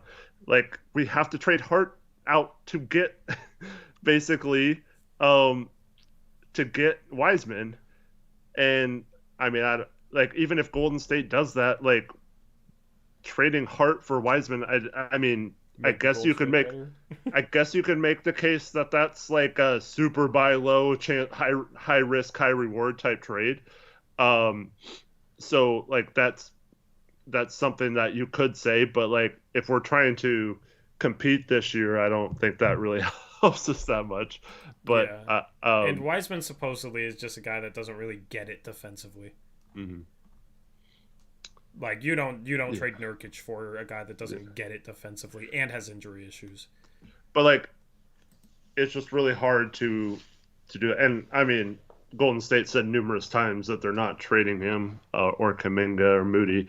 So I don't know if that's just them saying that or not. But I don't even know if they would make that. Hart would be dangerous as hell in Golden State. Hart in their system, Eric, would be a problem. Yeah. Off the bench. Oh my goodness. Like what? Why don't we just trade? Like that's the thing. It's like if we're trying to win anytime soon, that move doesn't help us get closer to that. Like maybe if Wiseman pans out in the best case scenario, but it's like it's going to take him some time. Andy's injury prone, so it's like you're going to have to wait for that to pay off. And in the meantime, Hart would crush it in Golden State. He'd be the perfect role player for them. He'd be phenomenal in their system. It's like you're already making it even harder to beat anyone, and then you're making Golden State better. Like if we want any chance of winning in the next couple of years, we got to do something else other than that. They have Iggy who never plays. That's he'd be like their upgrade of Iggy. Yeah. So I'm not willing to trade. I'm not willing to trade Hart for Wiseman. Okay, guys, trading Hart for a flyer is not. That's not something the Blazers are going to do. They just keep Hart in that situation. But, yeah, like, I don't know. People don't want to believe. I mean, I had Wiseman ranked number 2 in that class, I was very high on him, but like he's hasn't been good. So Yeah. it's And he's in year 3. So there's a column that says Ant, Sharpe, and Wiseman, the best big 3 in 3 years. Well, look at Wiseman in year 3. How do you know he's going to be better 3 years from now? What is he doing in year 3? Shoot, in 3 years is he going to be healthy? Because he has serious like injury issues. But this like to me, it's yes, that could happen. You could take a flyer on him, and they could be really good, and you could have stolen him from Golden State as the number 2 pick or whatever. That's certainly possible. I'm not saying that's not, but excuse me. I just don't know, like why. Like Dame's not going to be happy with like giving up Hart for a project center that might or might not pan out. Like that's shown real like no ability to get on the floor when Golden State doesn't even have like a real backup center or much depth, and they start Kevon Looney at center. Like I don't know. Like yeah, I mean, Eric, you know who's maybe. God. We've talked about this guy a little bit, and it's just kind of funny. I don't know if you know where I'm going with this, but you know who might be that type of guy to take a flyer on, quote unquote, as the backup center that maybe could be good enough at certain things to overtake Nurkic as the starting center in a couple years? Maybe it's a guy that's already been on this team before. If you catch my drift. Myers Leonard? No. Ennis Freedom. No. Zach Collins. But he's already showing stuff, so it's not really a flyer, but like he's been nice. We know what he can do defensively, mobile, whatever. Per 36 in San Antonio right now, averaging 16.5 points per game, 10 rebounds, and 4.5 assists. He's passing the ball now. And then he's shooting almost 37% from 3, and he's shooting 58% from 2. And he's still only 25 years old. Like he's a guy that could help us now, and maybe be good enough to move Nurkic for help at a different position. But the problem is like it would have to be some sort of 3-team trade where we're trading Hart for something, and then getting Zach back. Like a first goes to San Antonio and like an expiring contract from another team. Yeah, like I don't know how much they value him, and there's a lot of question marks that would make that hard probably, but yeah. Man, what? I was trying to think of a way to get like, I don't know, if you got like Zach and Hartenstein or something. That would be that would be interesting. We should never give up, Zach, man. Yeah. That's frustrating. I can pull up the trade machine. Let's try and figure that out, and then we'll sign off here. Where did I have that? There we go. The Fanspo setup. Yeah, I don't even know what they'd want for Zach, really. I mean, yeah. He's also, much like Nurk, injury prone. But that was one injury that got botched in terms of the surgery twice. Yeah. Like, he's less of an injury concern for me than Wiseman is, right? Yeah, I don't know. I'd probably put him about the same because he's had some injuries since he's been back last year as well. But man, I still like the Knicks framework with Hart. We were 9-3. And we were 9-3. We were 10-4. No, we were 9-3. In the 12 games that Collins played in the 2019-2020 season, and like 10 games below 500 in the other games. See, that's like a guy can help you win. Yeah.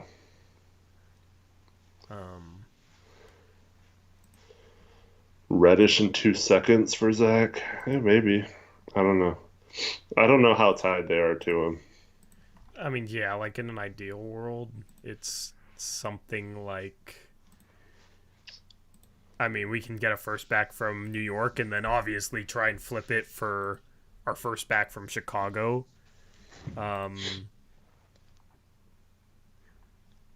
But in an ideal world, you know, we throw them a second and the Knicks throw them a second. I don't know which second they want. It doesn't really matter, whatever. You know, that would be interesting. Zach next to Hartenstein, give us some size off the bench finally. We stay out of the tax. Try and flip our first back from Chicago. Yeah, I think it kind of depends on if they trade Jakob or not. If they trade Jakob, they might value him a little more. If they don't trade Jakob, maybe they trade Zach instead.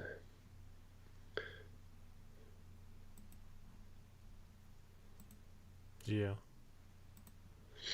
Then what do you do with Nurk? Nurk and 8 first-round picks for OG. I don't know what I'm doing. All right, I'm just freestyling at this point. Get Obi and Zach. So that's a Chicago. OG and Zach. Okay. Would be my dream, Eric. I'm dreaming right now. 5-team trade. Super realistic. Wait, where am I going here? Where's OG? Give me OG. I want OG on my freaking basketball team. Oh, I already put him on my basketball team. All right. And then I want to see what the salaries are. Like if you trade Keon, so you're trading Winslow, Keon, and Hart. Dang, we're still into the tax. But that would match. I think if we're getting OG and trading like 8 first-round picks, like we're fine paying the tax. Yeah. Yeah. I mean, it would match. You know, and then like Toronto. Ooh. What if? Yeah, we wouldn't get Zach in this scenario, but what if? Because there's some rumors that the Raptors are interested in Pirtle back. Yeah, I mean that's what I was gonna do. So like maybe you only have to give them 2 firsts because they're getting Pirtle and. But then I want Zach, you know. Yeah. Yeah. Well, would the Raptors have any interest in Josh Hart? I don't know. I think they'd want Nurkic more than Hart, maybe, but yeah, I don't know. Yeah, I mean, here's my masterpiece. Wait, the Raptors need to get our pick. What am I doing? That's why I even lumped the Bulls into it. You could do it without the Bulls, actually. Screw it.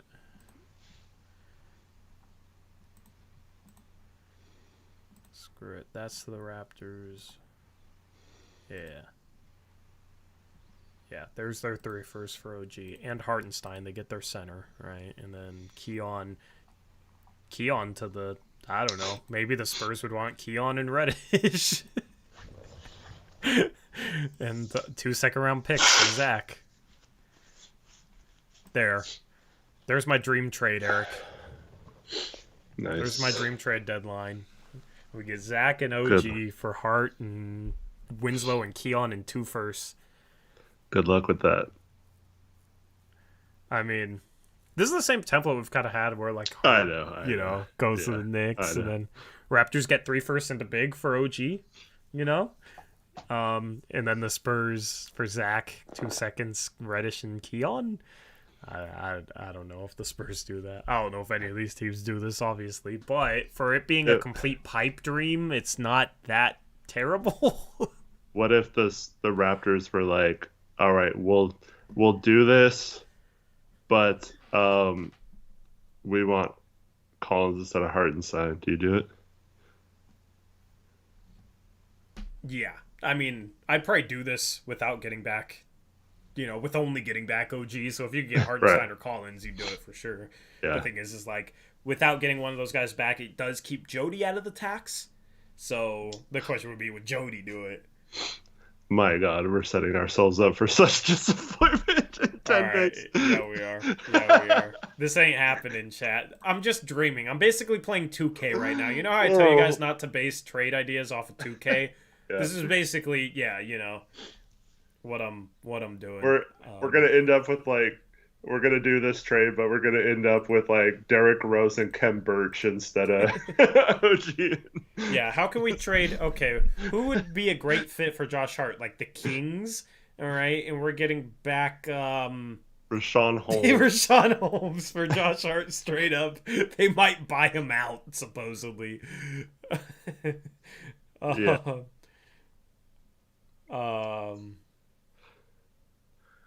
I could see Harrison Barnes about to become a free agent, and for some reason we value him, or I think they think he's too important to their success right now. What could we get back from Denver? No. I know what we're doing. All right, what are we doing? This is you're gonna be so mad. Cleveland Cavaliers. We are getting Karis LeVert back. That's gonna be our big move. We're going to trade Hart for Karis LeVert, and we probably have to do something else because I think he makes a little more. Yeah. Hart and Nas and Keon for Karis LeVert. And we get Isaac Okoro makes... Oh, no, Isaac Okoro. Yeah, there we go. Bang. Oh, nope, we can't stay out of the tax. Because Jody's going to want to stay out of the tax as part of this. But, what do we get back on top of Karis LeVert to justify giving up Josh Hart, Keon Johnson, Nasir Little, and Joe Cronin's mind? It's not anything good enough. We're probably giving up seconds in this trade, too. Yeah. Here we go. Friggin'. All right, Clippers trade 2.0. Here we go. Bang, it works. All right, Cronin's probably already on the phone. Hey, we got Rolo back at least. The plan is to play with more size and play Eubanks next to Rolo off the bench. And then Karis LeVert's our starting 3. Because for some reason Cronin thinks he's a good defender. Mateo says, wait, why is this so realistic? I know. This is basically the Clippers trade. Opposite ends of the spectrum here. Yeah, this is basically the Clippers trade. But us buying, quote unquote, instead of selling. All right, you see this tweet? Oh my God. My phone is going through my wall, Eric. Or the ceiling. I don't know which. I agree with Trevin. That might be worse than the Clippers trade. See, I felt like I was setting the people up for too much optimism, and I had to bring them back down to earth. Wait, where's all my Karis LeVert fans? Because, I am shocked we don't have anyone right now saying, wait, Karis LeVert's really good. This looks like an awesome trade.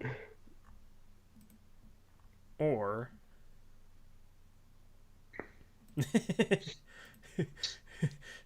Here you go, Eric. All right. Demir says you're a Karis LeVert fan, and you think this trade sucks.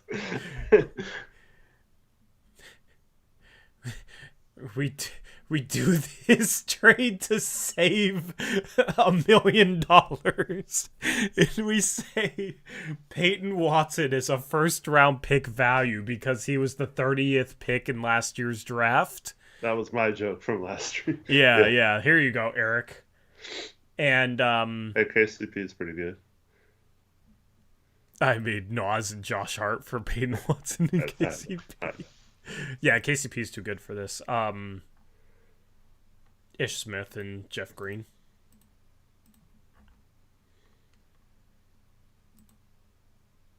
Yeah, they got a TP big enough for Nas. Yeah, there we go. And we view it as clearing up our books so we have the flexibility to make a move to get us better in the future. Quote unquote. Adam, you're still here. Jeff Green is a veteran big. We value off the bench as we try to make our playoff push, and Peyton Watson is a first-round pick value as a young 6'8" shooting guard. Watson and Green both have length. Just ignore Ish Smith's length. Yeah, well, Ish Smith, we need to help run our bench unit. Oh, he can be our Eric Bledsoe that never plays, and then... Yeah, well, no, we need somebody to run the bench unit because the bench unit has been out of sorts, so we need that true point guard that can, run it and make all those guys better, and that's Ish Smith. Yeah. And then, we trade... that's not realistic here. Let me make it more realistic. Robbie says we'd start Ish Smith at the 3rd. We want to help Ish Smith on his journey to play for every NBA team, since we care about those sort of things. We want to make players happy here in Portland or wherever we trade them. So, yeah. Anyway, all right. Are you guys excited for the trade deadline? Okay, this is funny. So Adam says, "How this is somehow cathartic is notably laughable," and then his next comment is, "LOL, never say Ish Smith to us again, please." If only Scalabrini and Eduardo Nahara were still in the league, I'd find a way to trade Josh Hart for both of them. Well, Jeff Green's a journeyman too, so yeah, perfect. Trevin says Nuggets Nas would be an all-star. Yeah, probably. He's better than Aaron Gordon. It's better than Michael Porter Trash Can. What does LeBron mean on the trade machine? It's an advanced metric that's stat, not very good, but I wish they would rename it. Because I don't like analytics that are it's actually specifically it does have a reason it's named LeBron, because it's luck estimated something. Yeah, but they could reword it to mean the same thing and not say LeBron. It's kind of they could rename it Bronel. Yeah, Bronel. That sounds like the name of an advanced analytic. I don't know if I could say this on stream, so I'm not going to. Oh, what do you mean? We're 3 hours in, and now nothing can be held against us, so that's how it works. I was going to say boner. Oh. Boner. Yeah. Island? Yeah.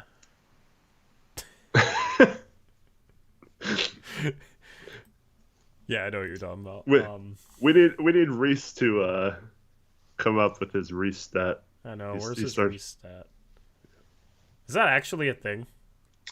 It was. He was actually developing thing where he took a bunch of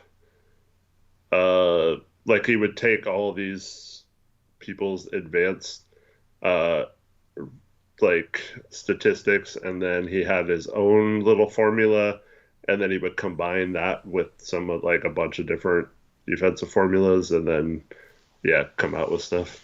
It was pretty interesting. Yeah. And he feeds me the stats for the game previews that we'll start doing next week. I had a couple people actually that are actually willing to help me edit, so I'll actually be able to get back to game previews, as well as the NBA Uprise stuff coming up. Have one that's basically edited. Gonna have some cool interviews. Somebody from the Warriors, Knicks Fan TV, if you guys know who that is on YouTube, much bigger than us, but somebody from there. For NBA Uprise content, trade deadline previews, link in description box below. Let me make sure I have the .com at the end of it, because I didn't earlier. Yeah, I do. So subscribe to NBA Uprise. We're pushing for 700 subs over there, so go be a part of the journey, the uprising. But no, Reese feeds me the stats for the preview videos. I would love to say, so and so ranks in the 93rd percentile, and Reese.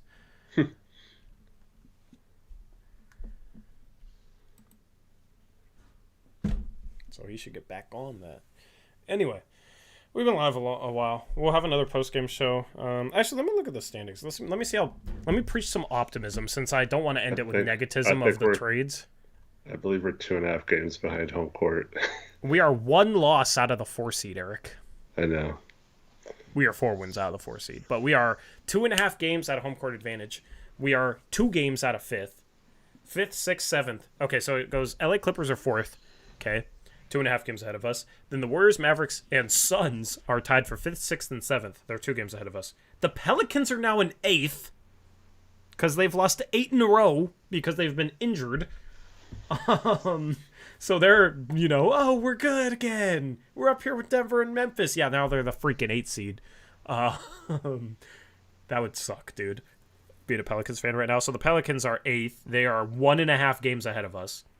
So are the Timberwolves at 9th. The Jazz are a game ahead of us in 10th. And then we're tied with the Oklahoma City Thunder at 24 and 26. And then the Lakers are a game and a half behind us. So, if we could just... We got 3-game road trip coming up. Who do we play? Let me look at the schedule. Isn't it a hard road trip? I think so. We have a back-to-back Friday, Saturday. Okay, so, we play the Grizzlies and then the Wizards and the Bulls. I have 2-1 would be great, Eric. Oh, I'm not doing this. 2-1 would be phenomenal.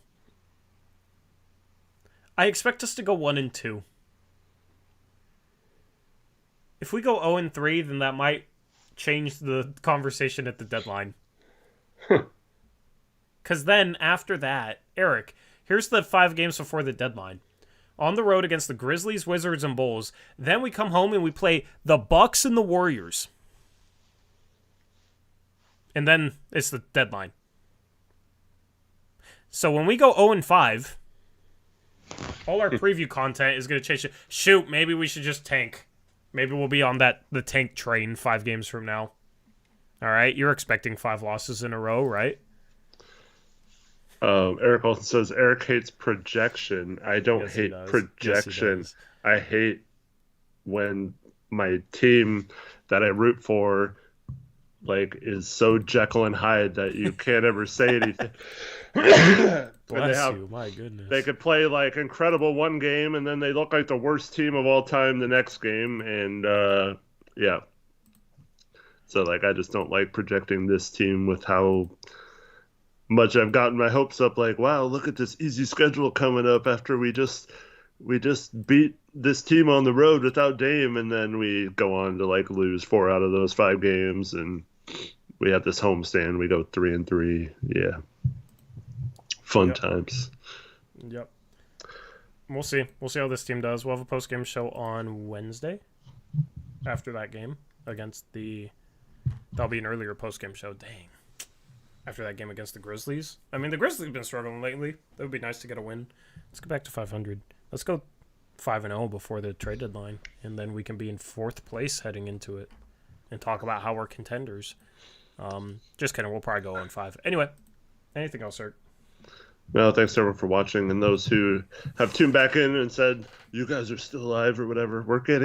It's trade deadline week almost. We gotta be in peak form here. We had to argue about Nurkic for an hour, and then we had to talk trades. Yeah. So we talked about the game for an hour and a half, which was pretty good. So covered it all, and check out the description for links to Discord, NBA Uprise, our second channel, all sorts of stuff. Just go and use all those links and subscribe to everything and like everything, especially this stream. Like this stream too. And this has been the Blazers Uprise postgame show presented by BetOnline. Stay tuned. Robbie. I'm sorry for interrupting, but are you guys going to live stream on the deadline? Have you been here, Robbie? Robbie, come on, man. Come on. Yes. I need to. So I need to start doing ads for that, I guess. Yeah, I get my kids up. Their bus comes at 7:04 in the morning. I am available anytime after that. We'll probably start streaming at 8 or 9, and we'll be here through an hour or 2 after the deadline to wait. So yeah, if I fall asleep early enough and have graphics early enough, and I wake up, if I'm able to fall asleep at 10 p.m., maybe I'll try and go to sleep at 10 p.m. Have some melatonin. We do have a game that night before. Still have a stream, but yeah. Do we? Oh, yeah, we do. 8th and 10th, I think. We don't play that night, thankfully. Yeah. I mean, still, I'd rather play... I don't like playing the night before. It's against the Warriors? Okay, so yeah, we'll see. Or I just stream constantly. No, I won't do that. But we'll see. Yeah. We'll see. Normally, I don't sleep before... Normally, I always pull an all-nighter before big streams. Yeah. Like trade deadline stream last year, all-nighter. Did not sleep. And I just try and drink energy drinks, and then it's like I'm free agency stream. I pulled an all-nighter, and then we streamed like 10 hours free agency day. First day of free agency this past summer. So if I'm able to actually get sleep the night before Eric, it's going to be the first time like ever I was able to get like 5-6 hours of sleep. So we'll see. We'll see. We're probably going to be live like until like 1 a.m. on that stream too, just like this one, but we'll see. But yeah, we'll go live. We'll have a trade deadline stream, live Twitter feeds, graphics for it, everything. So stay tuned. Anyway, anything else?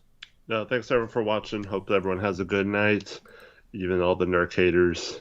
And yeah, hope to see you guys Wednesday, Thursday, Friday, Saturday. And if there's a trade, whenever that happens. Yeah. Yes. Exactly. We're out of here. Have a good rest of your morning or night, depending on where you are. We're out of here. Until next time, as always, peace out. Go Blazers.